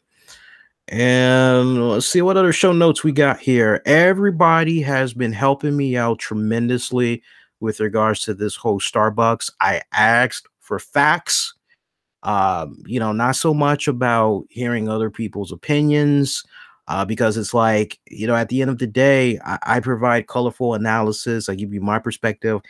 Yeah, at the end of the day, I'm not interested in anybody else's perspective, unless it's Jim Cornette, unless it's my good buddy Missionary and Joey from Wrestling Soup, or unless it's Don Tony and Kevin Castle. If it's not any of those guys, I'm just not interested.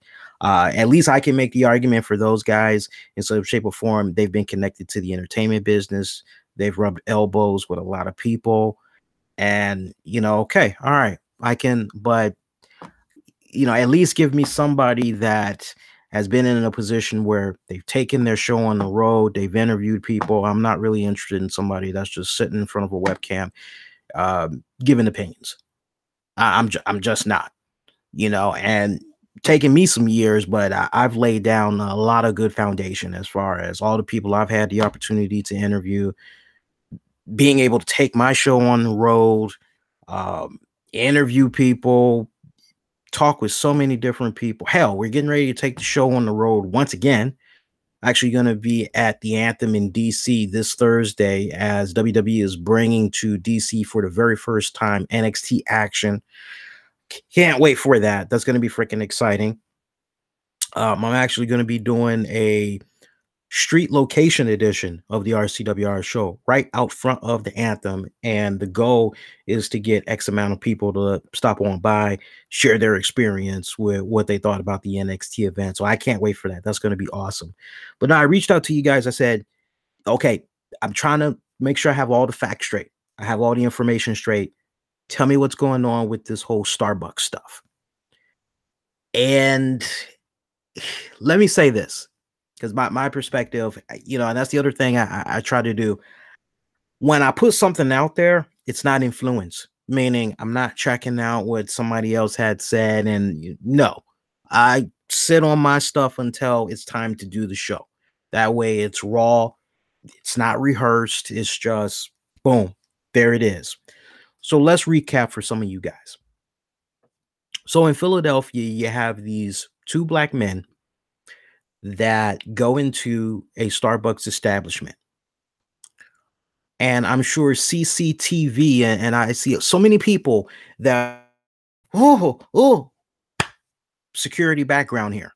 One of the first things I always say whenever an incident is in question, where's your cameras? Okay, And for the individuals that are involved in this, when this went down, where were they? Okay, so they're on camera. Fantastic. All right, well, let's go there. So we have these two individuals that go to Starbucks. They don't buy anything. They're loitering, basically. Let's keep it 100. They're loitering. They're not buying anything. Supposedly, they're told, hey, after a while, they're told, hey, if you guys aren't going to buy anything, you're going to have to leave because you're loitering. It's for paying customers. And supposedly, these two men ignored this woman. One of the men wanted to use the restroom. The manager said, no, the restroom is for paying customers. This guy sits back down. They continue on. At this point, the store manager decides, you know what? I'm going to get the cops involved. I'm going to call these guys up and I'm going to see if they could go on ahead and remove these guys from the property. And I've listened to the 911 phone call, and the 911 phone call was placed on April the 12th. Looks like at 4:30 in the afternoon it was placed. And she said, and this is important, hi, I have two gentlemen in my cafe that are refusing to make a purchase or leave.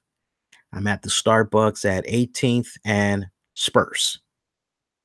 Okay, so she's not singling out race here. She is just saying, hey, I got two gentlemen at my cafe refusing to make a purchase or leave. Now, these guys, oh, we're just waiting on a friend. We're just waiting on a friend. Friend's supposed to be here. Well, come on now. How long are you guys waiting on this friend? It really shouldn't take that damn long. It turns out these two guys, because they would be arrested, told you the call manager, for the record here, we need to do a clarification, not 4:30, 4:37, she actually made the call to the police, requesting police. By 5 p.m., these men were taken into handcuffs. They were arrested. Now, this woman that recorded everything that had went down, I should make note that this woman is a aspiring writer. She has been looking for her big break as far as trying to get into the entertainment field, reporting field, things of that nature, right? So, keeping that in mind, yeah, have that in the back of your head. Also, very convenient that when this was recording, it looks as though, man, that's fucked up. Okay. So keep that in mind. Now we have the Starbucks CEO that is looking at everything that just went down. And he's going, oh my God, this is a PR disaster. We're going to have protests. He's already smelling blood a mile away. He knows the protesters and all that are coming. Great damage control by the CEO. I love the fact, and shout out to Catherine, shout out to who else? Tasha. They were keeping me abreast on everything that's been happening all the way up until come on the show for you guys. They are doing this. Let me pull this article up again. I'm not going to read to you guys the article, but basically Starbucks is going to be closing all of its US stores on May 29th for racial bias education. Again, all stores in North America will be closing May 29th for racial bias education. Now, just marinate on that for a few ticks.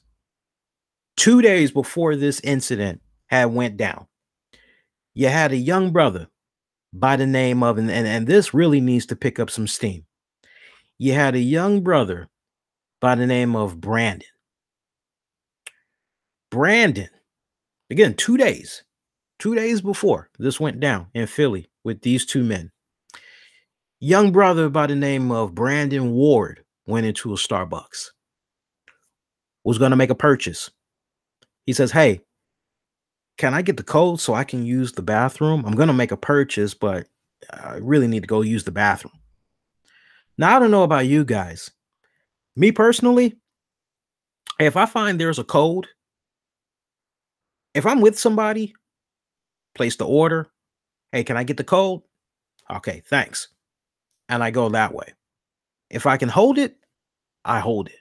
All right. Now, I've been in situations where somebody says to me after I ask, "Hey, can I get the code so I can use the restroom? I'm going to place an order, but I really need to use the restroom." Nah, sorry, it's for paying customers. Okay, so they're being the dick, basically. I plan on paying, they're just being the dick. Okay, whatever. I'm not going to eat there. I'm going to keep it moving along. I'm just old school like that. Well, Brandon, who conveniently is recording at the appropriate time, he decides he goes to this restroom where you need a code. And wow, so convenient. Somebody comes out of the restroom. It's a young white dude. Strikes up a conversation with him. Hey man, how you doing? My name's Brandon. What's your name? It's like, oh, my name's blah, blah, blah. Did they give you a code so you could use the restroom? Yeah, yeah. Did you buy anything? No, they just gave me the code and I told them I had to use the bathroom. And oh, okay. Yeah, they told me I needed to buy something before I could get the code to use the restroom. Oh man, that's messed up. Yeah. So they both go in line, and Brandon pretty much makes a scene, talks to this same woman. Turns out she's a store manager. Hey, I wanted you gave this guy here, my friend. Now he's his friend. Hey, you gave my friend blah blah blah. You gave him the code. He didn't buy anything, and yet you didn't give me the code. I asked for the code, and you told me no. Is it because of the color of my skin? Do you have a problem with the color of my skin? And the little store manager looks to be in her late 20s, early 30s, livid, comes flying from behind the counter all up in the guy's face, and you can see security and the last thing, everybody's up in the uproar over what happened with Brandon, but the last thing you hear this young brother say, he promotes some website. Go back and watch the video. Make sure you watch it. Oh, I'm gonna post this. Oh, I'm putting this on social media, blah blah blah blah.com. And you're kind of going, that's very specific. Not put on social media, not give it to the news outlets. Just you went with a name I've never heard of before when it comes to breaking news and things of that nature. My point, some of the stuff I have seen these past couple of days. First off, what happened to the day and age where if you went into an establishment, damn, I'm not really feeling it here. You know what? I don't really like how they're treating their customers here. What happened to just, okay, you know what? I'm just not doing business here with these people again. I'm going to take my business, I'm going to move it elsewhere.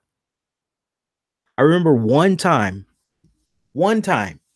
about 7 years ago, I went into an establishment at my mall down the street. Me and Tammy had went, and I think at one point she went to go look at some jewelry. I didn't want to tag along. I needed a new briefcase for something. I think it was a briefcase or a laptop case or something I needed, something concerning a suitcase. I do remember that much. I went into a luggage place, and I remember there was a Chinese guy in there. Broken English, but I'll just talk the way I normally talk because I don't want people to think I'm making fun of him because I'm not. But he goes, "Oh, how are you?" I go, "I'm doing pretty good. How you doing?" He's like, "Oh, pretty good. Anything I can help you with?" No, I'm just looking around. I need some new luggage. Going to be doing some traveling soon. Kind of need something for my laptop in particular. Oh, okay. Yeah, I'm just looking around, but if I need your help, I'll definitely ask. So I'm looking around and I'm picking up certain pieces of luggage, certain suitcases. I'm looking at them. I'm going, man, this is good. This is pretty durable. Guys, I'm not even in the store for 3 minutes. And the Chinese guy, walks up to me and he goes, "Oh, yeah, that's very good quality right there. Very strong, very durable, and I can show you more that's over here." And I said, "Okay." I said, "Well, look, I'm just looking, right now. I'm trying to get some ideas. I'm actually going to be talking with the missus in just a little bit and figure out, what exactly we should go about getting.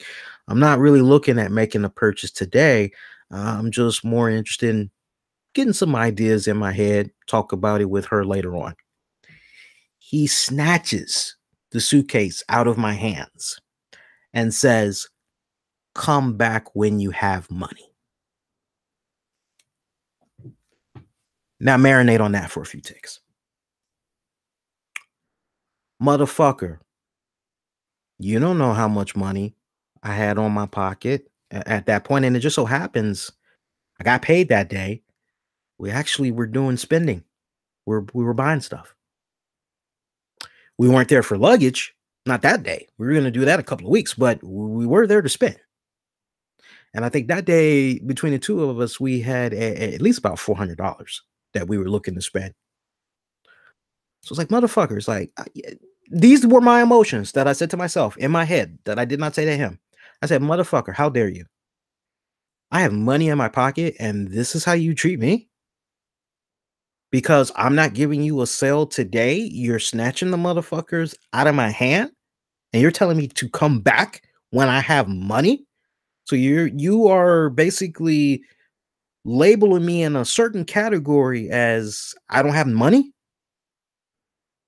What kind of shit is that? So I quietly left the store, gave him a dirty look, looked at the name of the establishment, told Tammy what happened. I said, yo, we need to tell our friends, we need to tell our peeps, don't go to this store. She's like, what happened? I told her, are you serious? I said, yeah. And that's it. What the fuck happened to that day and age where if you go to an establishment and the customer service is shit, you just go, I'm done. I'm not going there again. There's no point. What the hell? If they're going to treat people, okay, now once in a blue moon, I've had my feathers ruffled and they've been ruffled to the point where I've gone, okay, you know what? I have got to write a review. And if you're like me, you're going on Yelp, you're going on all of those social media platforms, and you are just copying and pasting the same damn review. And then you call it a day. You never go back to that establishment again. Sometimes I look at some of these things that's coming about in our society, and I can't help but wonder if it's a situation where these scenarios are legit or if there are third party entities at play that have a bigger agenda and they are manufacturing what you see happening right before your very eyes. If I'm trying to drive traffic to a particular website, or if I'm thinking about ways to look up some type of a payday, boys and girls, sadly, we're in this day and age now where you have to question every single piece of footage that comes before you. Isn't it convenient that every single time something comes about, it's recorded at just the right moment? Many times we have fallen victim to it until we see the entire video that is in question. Now, let me tell you something. And see, this is where I don't need for somebody to tell me their perspective. I fucking walked it. I've experienced it. I just told you one story. Okay? So I don't need to hear what somebody says. It's not a diss to anybody. I don't need to hear what somebody else says when I've fucking walked it. Okay? Let's keep it at 100. One of the reasons why I left the security job that I had left a couple of months ago, greatest goddamn experience, by the way. I'm making more money than ever doing my day job and doing my side work now more than ever, helping out clients, getting their show set up, working on voiceovers, video, audio editing, all that. I'm making more money than ever. Okay. Well, I was still with the security company. We had this fucked up man, this was so fucked up. We had about 30 minutes before the shift ended. I was working graveyard back then.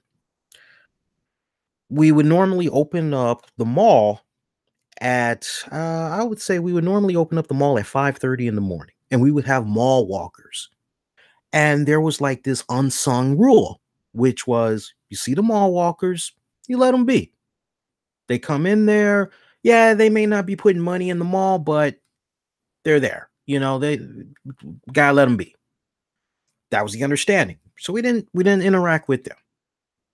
Now, this came about during a time where we also had, over the course of several nights, a team that was inside the mall and they were hanging up ornaments. It was during the Christmas holiday time, I remember. So there was a young brother that came in right after I had opened up the doors for the mall. I opened up all the entrances.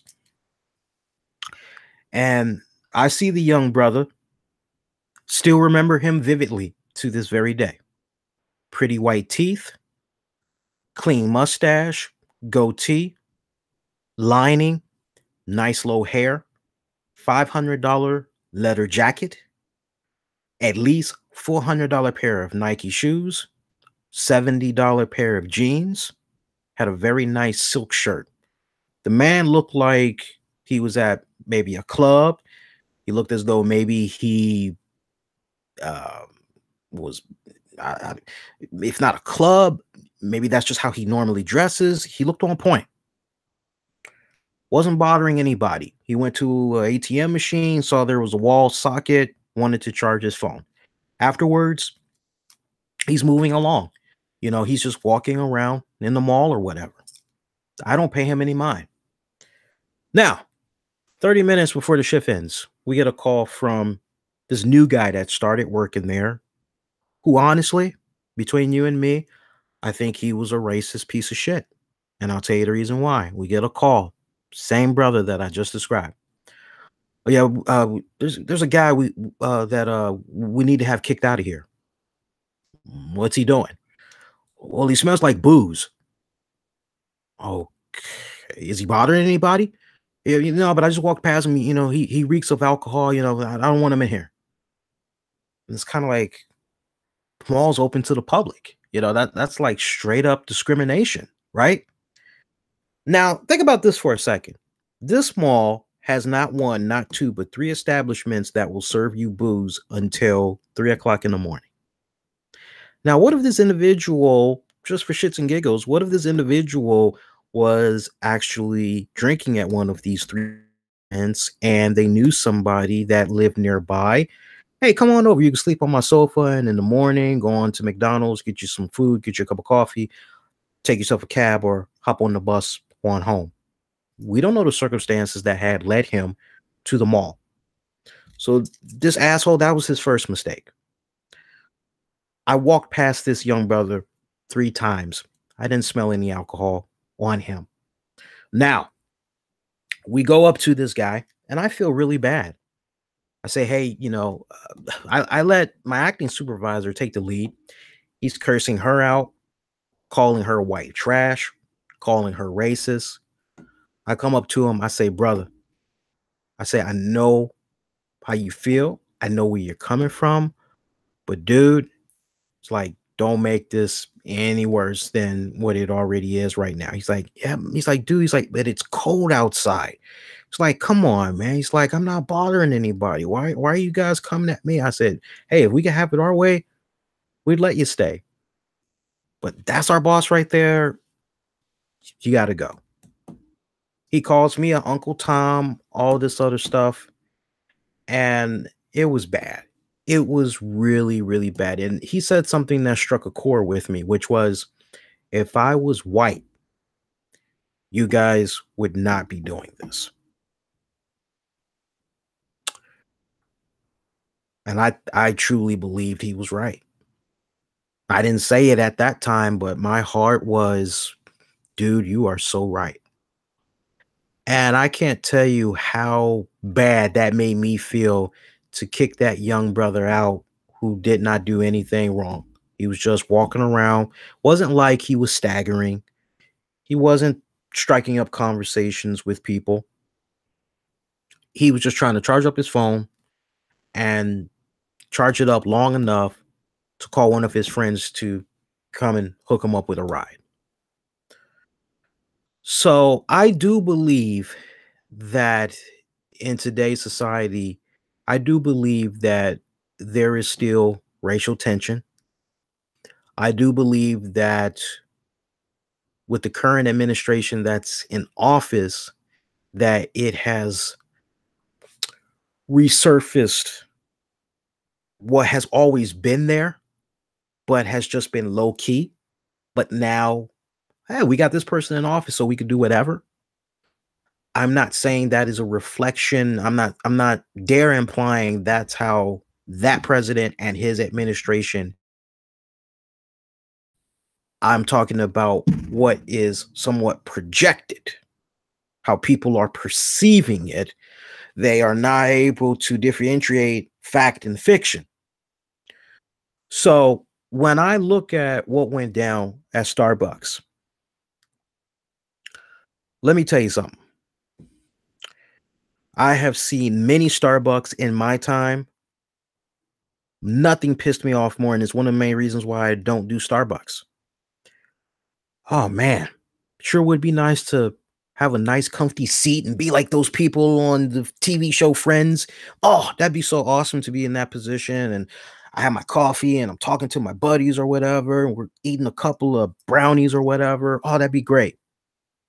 No, you've got motherfuckers that are hogging up seats. You got motherfuckers on top of that that are hogging up the internet, and they're just there hours upon hours at a time. You got people that just walk up to that joint. They don't even pay for anything, guys. Let's be for real. Let's keep it at 100. We were to do a poll right now. Y'all know at least one person that never buys anything at places like that, and they're going there. They're hogging up a seat. They're hogging up the internet. So let's keep it at 100, right? So until Starbucks and all chains everywhere in the world, you got to have new rules. You got to have new policies set in place. You first of all, you can't cherry pick and choose who you're going to give a code out to, and the other person, you can't do that. You just can't.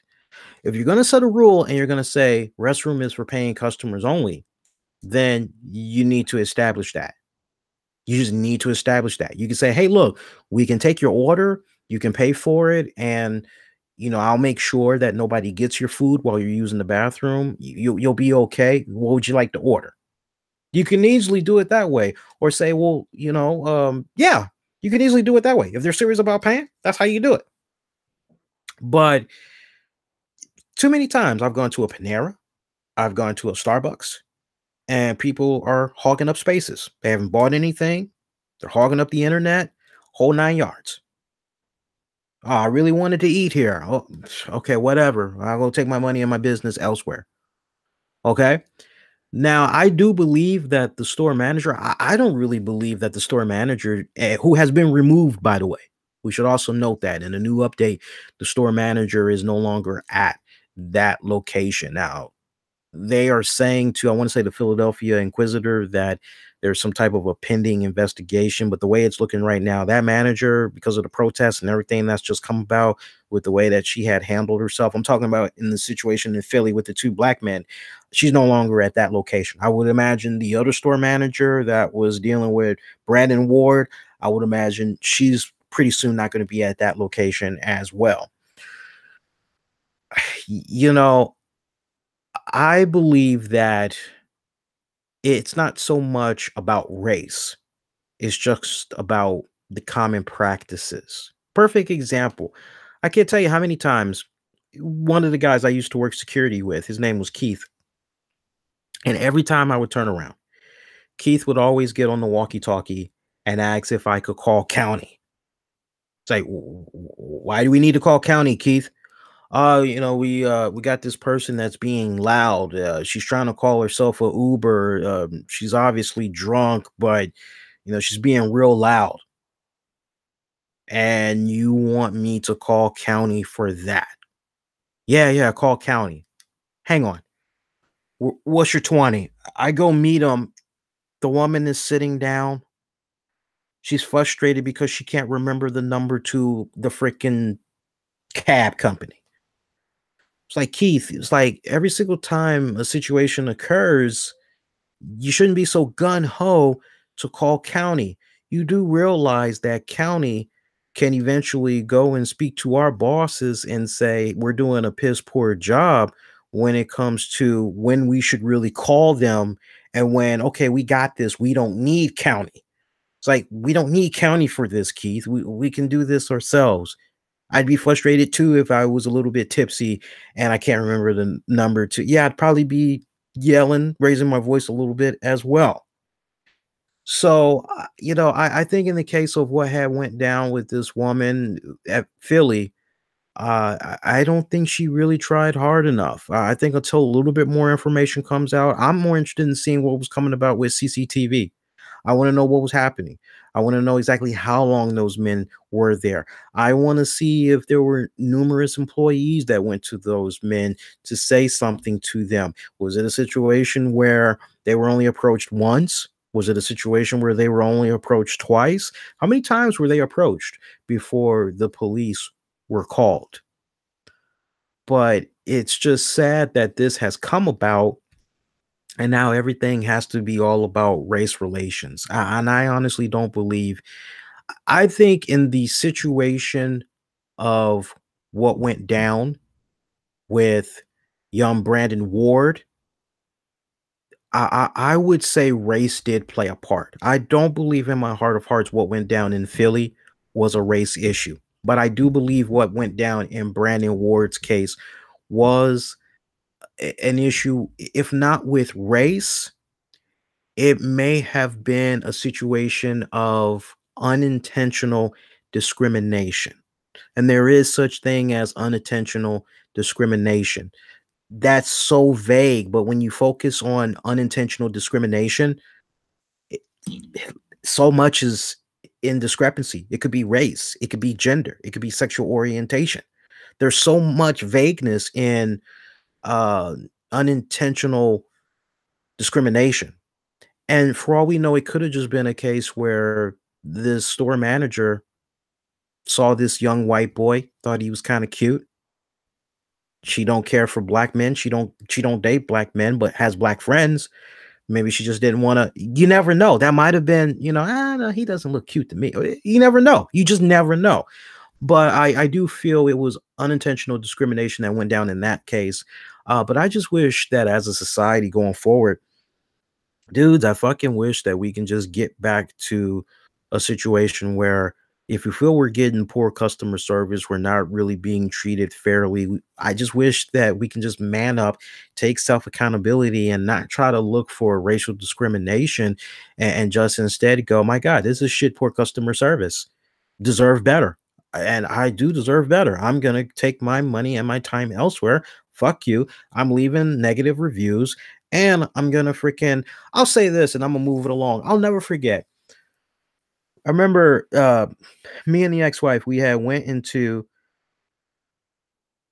a Subway restaurant years ago. And this was right when they introduced the breakfast food. All right. Man, our shit was cold. We had like some egg sub sandwich. They were supposed to toast it, all that. All right. It was cold as hell. We wanted coffee. They gave us the coffee. They poured it themselves. The coffee was cold as fuck. And I just remember, we ate our food. As a matter of fact, we didn't even finish it. We didn't finish it all the way. I probably took like a couple of bites. That shit. I took a sip of my coffee. I'm like, man, that shit. I'm like, hey, I'm like, how's yours? She's like, okay. And we rolled out. I did not like that experience. You know what I did? I wrote a review. You know what happened? I had the store manager from that Subway called me at least 6 times over the course of 2 weeks. Wouldn't be until the sixth and final time I just said, let me pick it up. But the first time he tried to establish communications with me, he sent me an email apologizing for the experience. And he wanted for me and Jess to come back. And he wanted to treat us to, if not breakfast or lunch, on the house. And it would be made. It would be on point. We would have no problem with the quality. And I remember I do recall leaving a phone number. And once he waited a day or so, he didn't get a response back from the email. He actually called. And it wouldn't be until, phone call number 6 or whatever that I finally picked up. And he was like, hey, I've been trying to get a hold of you. I'm so sorry, that you guys had experienced what you experienced at our restaurant. I've talked with my cooks and, they've been retrained and, I'm really, really sorry. I want to make this right because, we have a lot of people that, like our store and I just don't want you guys feeling the way that you have felt, with the customer service that you had got. It's like, oh, okay, well, yeah, we'll take you up on that. Yeah, sure. Never did, but got them off my back, you know?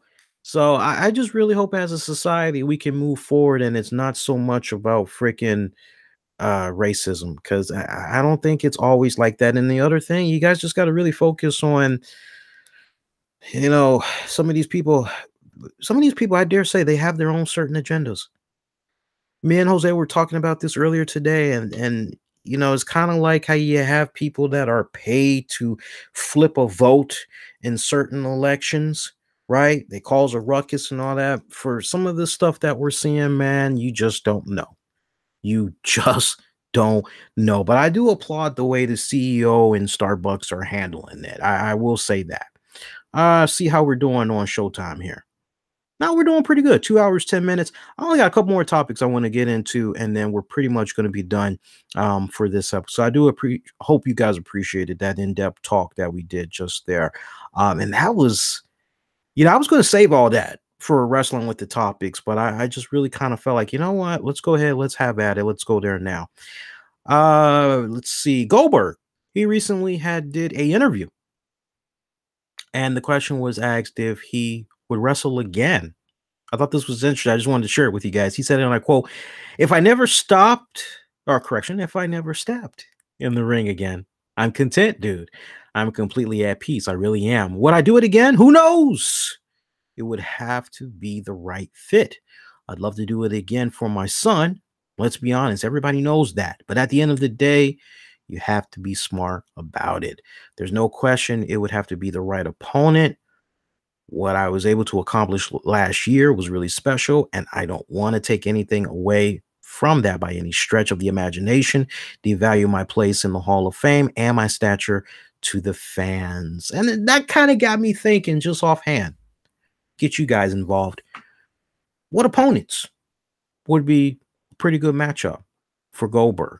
Just off the break, I'm going Braun Strowman, Roman Reigns, Samoa Joe, AJ Styles, John Cena, Undertaker, Batista, Big Cass, Dwayne The Rock Johnson for personal reasons. I need to see The Rock get that win back. But those are some of the names that jump out at me off the break. I'd like to know if you could see Goldberg in a matchup with somebody. Who is it that you want to see? Or if maybe that's the perfect list that I just named for you guys. Rest in peace to Shelton Benjamin's dad, who passed away over the weekend. Also, rest in peace to Harry Anderson. Harry Anderson, man, I love this dude tremendously. You talk about pieces of my childhood just slowly but slowly just off in the distance. And, it's all about the memories. But thank God that somewhere there's internet, there's DVDs of some of these shows I grew up on. But Harry Anderson, best known for playing Judge Harry T. Stone on the comedy sitcom Night Court that ran from 1984 until 1992, I want to say. Played a very colorful, vibrant judge that always had the most extravagant, tasteless poor choice in abstract ties. And he always did magic tricks. And it turns out Harry Anderson was a real life magician and a great magician at that. He started when he was very, very young. A lot of people don't know, but acting came much later in his life. He started off as a magician. For a lot of people, they grew out of it. You got the infatuation as a kid, but then when you get into your teens and all that, you go, whatever. But he kept sticking to it. And eventually, he was able to make the transition into acting. And one of the first roles that he had was as the con artist Harry on Cheers. That was his first acting gig before he went on to go do Night Court. And I tell you, of all the characters from Night Court, his character was my favorite. John Larroquette as Dan Felding, that was my favorite as well. You know, John Larroquette still holds the record to this very day for winning 4 consecutive Daytime Emmy nominations for Best Supporting Actor in a Comedy Series. That record has still not been broken. I'm also instantly reminded of John Larroquette on The Practice when he played this.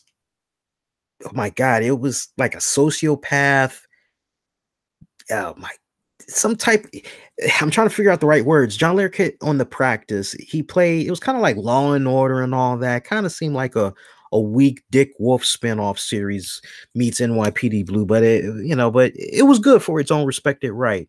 Dylan McDermott was on there, great actor, but John Larroquette played this sociopath that had a tendency to kill his gay lovers, and he somehow was always able to beat the conviction. He somehow was always able to walk away, and he actually had won an Emmy for that one as well. But Harry Anderson, great series on Night Court. Bull, so many great memories. And then right after Night Court had ended, you had Dave's World. You know, that was a okay show. It really wasn't my cup of tea. I tried to tolerate it because of Harry. But here's a guy who you go, what happened with him, Lee? What happened with his whole acting career and everything like that? He honestly just got to a point in his life where he didn't want to be like some of these guys that were just running around continuing to do roles wherever they could. He just honestly said to himself, you know what? Money wise, I've made my money, I've budgeted, I've saved where I needed to save. I want to go back to my first love, which is magic. I love being a magician. And he was making damn good money doing it. He sold his home in California, went on back to New Orleans, and lived a nice quiet life. Yeah, matter of fact, he moved back to the area that he first like grew up in when he was a kid. Yeah, that's how like far back to his roots that he had went. Died suddenly. There's no other information right now, but he was found in his home. And he died at the age of 65. That is still relatively young, too. 65. That's like the new 45 nowadays. So that's pretty damn young. See what else we got. I got some Rich Swann news. I thought this was interesting. Rich Swann, he actually made his return to wrestling over the weekend. He showed up at the Combat Zone Wrestling promotion. I'm happy that Rich Swann decided that he would get back into wrestling. I really am, especially considering where he was mentally a couple of weeks ago, basically saying, man, I'm just going to cancel all of my bookings. Screw this. I'm done. My WrestleMania, man, forget all that. I'm done. I get it. I get it. When you are in a position where you see so much hate, so much negativity that's coming your way, especially when you feel as though, hey, there's this one version that's out that a lot of people are considering the truth. And then there's what me and my wife are saying. And then in the middle, there's that silver lining. There's the absolute truth. Nobody will ever know what really went down. It's sad. And I'm really glad that he just kind of took a step back, recharged his batteries a little bit. And let me tell you something, man. It doesn't matter if you're a pro wrestler, aspiring pro wrestler, or a gamer. It doesn't matter. If you have that love, that desire, if you have that passion, you're going to stay with that no matter what. You're going to stay with that no matter what. So I'm really glad that he didn't let everything that was coming about with him on social media get the best of him and dictate his lifestyle. I don't care if it's a situation where he's only back for a limited time. Just the fact that he took a step back and said, okay, you know what? Nah, man, I'm not going to go out like this. I'm not going to let social media, I'm not going to let the websites, I'm not going to let the forums get the best of me. I'm gonna go out on my terms when I want to. So I'm happy that he's back, because remember, on this same show, when it first went down that Rich Swann had canceled, I was one of the first that was on here and said, no, don't do that. Do business the right way. Finish out your commitments, iron them all out. And if during that process, find yourself, if this is what you want to do, if you want to go out, you want to end it, then at least you've made your commitment to all of those respective promotions. Because my whole deal was, okay, you prematurely cancel on them, and now you decide later, I kind of want to get back. Some of those promoters will remember that. Now, I would like to believe that they can also understand, hey, we get it, man. All the stuff that had went, we get it. But some of them, it's kind of like, nah, man. Started promoting you. I put you on the graphics. I already put the money out there, and you do me like this, man. Kick rocks. I'm not doing business with you anymore. Forget that, right? So I'm glad that he's back. And I see there's some breaking news. Can we actually confirm that while we're still live on the air here? See if we can actually confirm that. And it's so funny too. If this is accurate, let's see what happens when we type it in here. Yeah, it's official. New York Times, Boston, they are reporting that the wife of the 41st president and mother of the 43rd president, Barbara Bush, she had passed away at the age of 92. So breaking news right there. That's sad to hear, man. That's really sad. This has not been a kind month as far as April goes. And on a personal note, because I know some of the colleagues, co-workers from my job, and it's kind of connected to the owners of the company. We had lost the owner and the founder of our company. She thought she was dealing with pneumonia, and it turned out she was dealing with something much worse. She was having serious respiratory problems, and she actually had passed away over the weekend. We were so used to seeing her during the weeks, because she would come in, she'd be in her office, she'd come out and mingle, say hello. Every time I saw her, she always had nice things to say to me. One of the things she would always say to me is, I have a nice voice. I'll never forget. Everybody has signed a birthday card. And now more than ever, I need to find that birthday card, because it holds extra sentimental value. The birthday card, everybody signed it, and she signed it too. And she had said, happy birthday. She was like, I know I always tell you this, but I can't stress it enough. You have a very nice voice. Happy birthday. Hope you're having a good one. And she's actually one of the reasons why I'm still with the employer that I'm with right now. Knock on wood, 6 going on 7 years now and counting. Is because she was so warm, very affectionate, very sweet, and would always go out of her way to ask you how you're doing and everything. Just kind of weird, man. I'm going to kind of get off of that, because the whole death thing, like I said, ex-wife passed too, and April just, I don't really like the month of April. let me just put it to you that way. Congrats to our boy Cress Williams. Black Lightning got picked up for a second season. They did their season 1 finale tonight. So congrats to him. He is just on cloud 9 right now, making all his rounds. Saw he recently did the Steve Harvey show. So that's good. I'm happy for the brother. I really, really am. I'm very happy for him. See, other than that, anything else we need to get to on this episode? I think we actually did pretty good. I don't think there's anything else we really need to get into. So as a result of the founder and owner of my company, or of the place where I work, they are going to be closed, because they're actually going to be doing the funeral services for Wednesday. So I'm actually going to be having a lot of free time. And as a result of that, I'm going to be hammering out some more audio exclusive content on Patreon.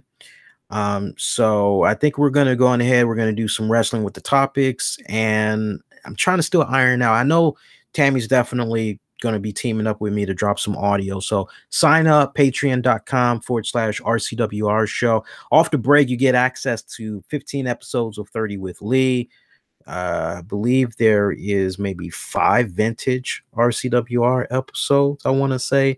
So we've got already 2 episodes of Wrestling with the Topics up for grabs as well. All that, $5 a month, monthly. Get you access to all of those great pieces of content, man. Check it out when you guys get a chance. Shout out to our sponsors. Once again, we do appreciate their love and support. I didn't forget you guys. I got the Q&As in the chat here. I'm just getting it out now while I'm still remembering here. Shout out to Disseco Solutions, offering the best dissection kits for grades 9 through 12 students and teachers. Non-rust stainless steel dissecting tools for instructional and training purposes.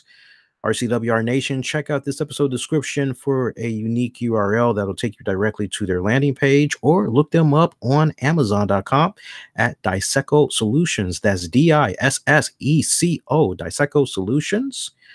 Also, shout out to No Sweat It Credit.biz. You're looking to clean up that credit, they can help you out. They can eliminate up to 5 negative items on your credit report in as little as 5 business days. Hit them up.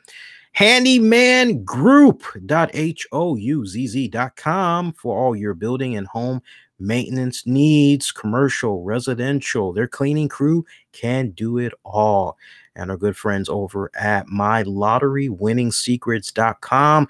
Learn from a lottery winner that has won the jackpot 7 consecutive times. He's got so much great advice, it's not even funny. Get to some of you guys here in the chats before we wrap it up. I almost was going to go off the air and not give a nod to you guys here. What's up, Mark? What's up, Austin? What's up, Exotic?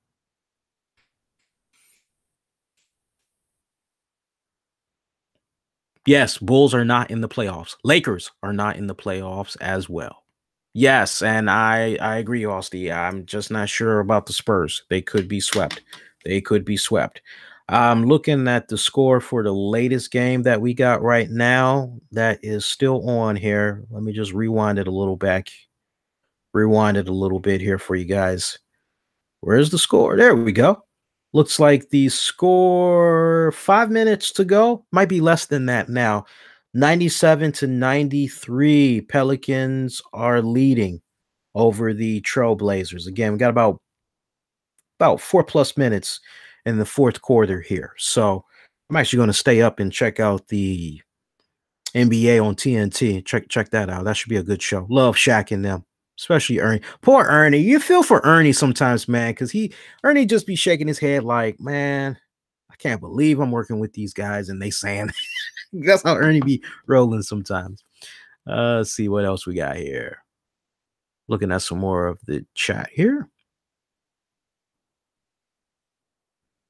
On a side note, while we're talking sports, this stuff with Dez Bryant talking about, there were some guys with the letter C's that are Jason Garrett boys. Like, Dez, you were a Garrett boy at one point. Come on, man. Like, that's the type of stuff I'm talking about. Tying it back to what I was saying earlier, take self-accountability. Don't blame anybody else for the fact that you got taken off of the Dallas Cowboys. Take accountability. You've been dealing with injuries for the past couple of years. Your game has not been on point to warrant the contract that you feel you deserve. Man up. Be honest. Don't be like, oh, the people were out to get me, and they tried. They tried their damnedest, man. They tried. Let's see. Going through some more comments here. Bear with me here, guys. Yeah. Exotic. I feel for Jeff Hardy. When I see him wrestle, he just looks so worn down and exhausted. He's 40 years old and he's not as fast as he was in the ring, and he looks hurt oftentimes in his matches. I think it's a comp. You know what? I think you're on to something. There's healthy 40, like a Bobby Roode, that can still go out there and he can almost hang like a 25-year-old man. And you can just tell through cardiovascular who's really doing a good job in taking care of their bodies, making sure that they aren't filling it up with such dirty toxins. And everybody knows about the long history with Jeff Hardy and substance problems, and as of late, alcohol. On an interesting note, Jeff Hardy is, he was actually supposed to be at court, but his lawyer was there on his behalf for that whole DUI thing that went down. Looks like they aren't going to be meeting up again. Next hearing isn't until May, I think. And there's going to be an episode of Raw where they're going to be in London. So you kind of can't help but wonder, okay, so I would imagine SmackDown's going to be in London too. So is Jeff going to be on that episode, or probably not?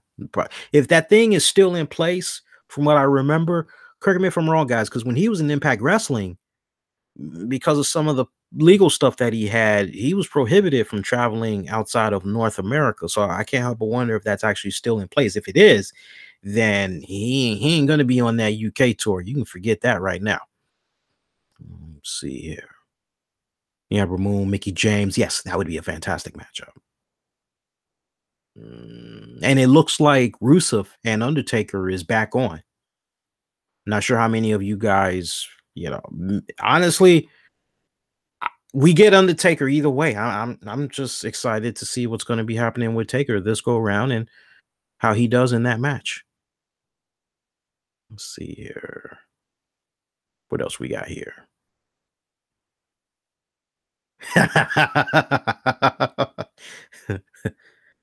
Bobby, so many flavors. What are we gonna do?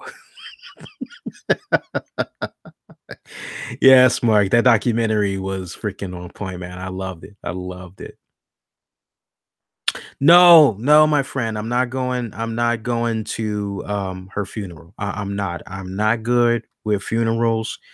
I am not when you've seen and experienced a cold body at the age of 11 going on 12, that has such a profound impact on you. I still don't sleep as good as I would like to this very day. And like I said, April is very bad for me anyway. I mean, I found out probably less than 2 years ago that my ex-wife had died. So, April is, because that, it's the anniversary of like when she died, basically. So for me, just that and pile that on with no, I just no, I'm not good. No, I don't want to be in that position. I'm with you, Maurice. It looks like the Celtics are probably going to sweep the Bucks, man. 2 minutes, about 2 minutes left. This is a tight game. I'm going to go ahead and end the stream on this note. I want to watch these last 2 minutes. It's a tight game right now, 102 to 100. Fourth quarter. Looks like the ball went out. Who's getting the ball? Looks like the ball is going back to, is it Pelicans? Looks like they're going to probably do instant replay. Yep. Ball's going back. Yeah, I called it. Ball's going back to the Pelicans. 102 to 100. Pelicans got the lead right now. Yeah, I'm gonna go ahead and finish this. All right. So that's gonna do it, guys. Let me make sure I pop my head into Facebook here. Make sure I didn't leave anybody out in the Facebook chat here. See what's going on Facebook. Facebook, any comments? Because if there's no comments, I'm scot free. What's up, Byron? Hey, Catherine, what's up? Blake, which wrestlers from Monday Night Raw went to SmackDown?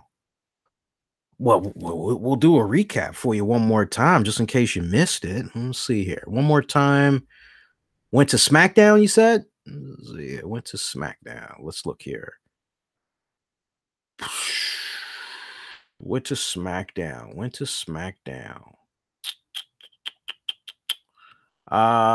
Big Cass, Jeff Hardy. Who was the other ones? Who was the other one, guys? Big Cass, Sanity. Cien Almas. Help me out, guys. Who am I missing here? I had the list. We went over it already. Rewind. That's all I'm gonna say. Rewind. You missed it. You got to rewind. That's the best part. Once the stream is over, it's on demand. That's the best part. Next question. Let's see what else we got. Let's see here. Next question. Next question. What's the next stream here? I think I answered all the questions. I'm just not sure. Let me look here.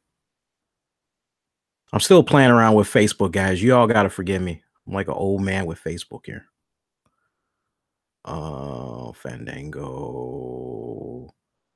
List. Okay, so we're good. All right. Yes, we're good. That's all the comments. All right. All right, guys. I appreciate you all. As always, thumbs up, like, share, comment, subscribe, all that good stuff. All right. So you guys, wishing all y'all to be safe. Be kind to one another. Your next edition, I will be coming at you all on Tuesday, April 24th. All right. YouTube. You guys be safe. Be kind to one another. Take care.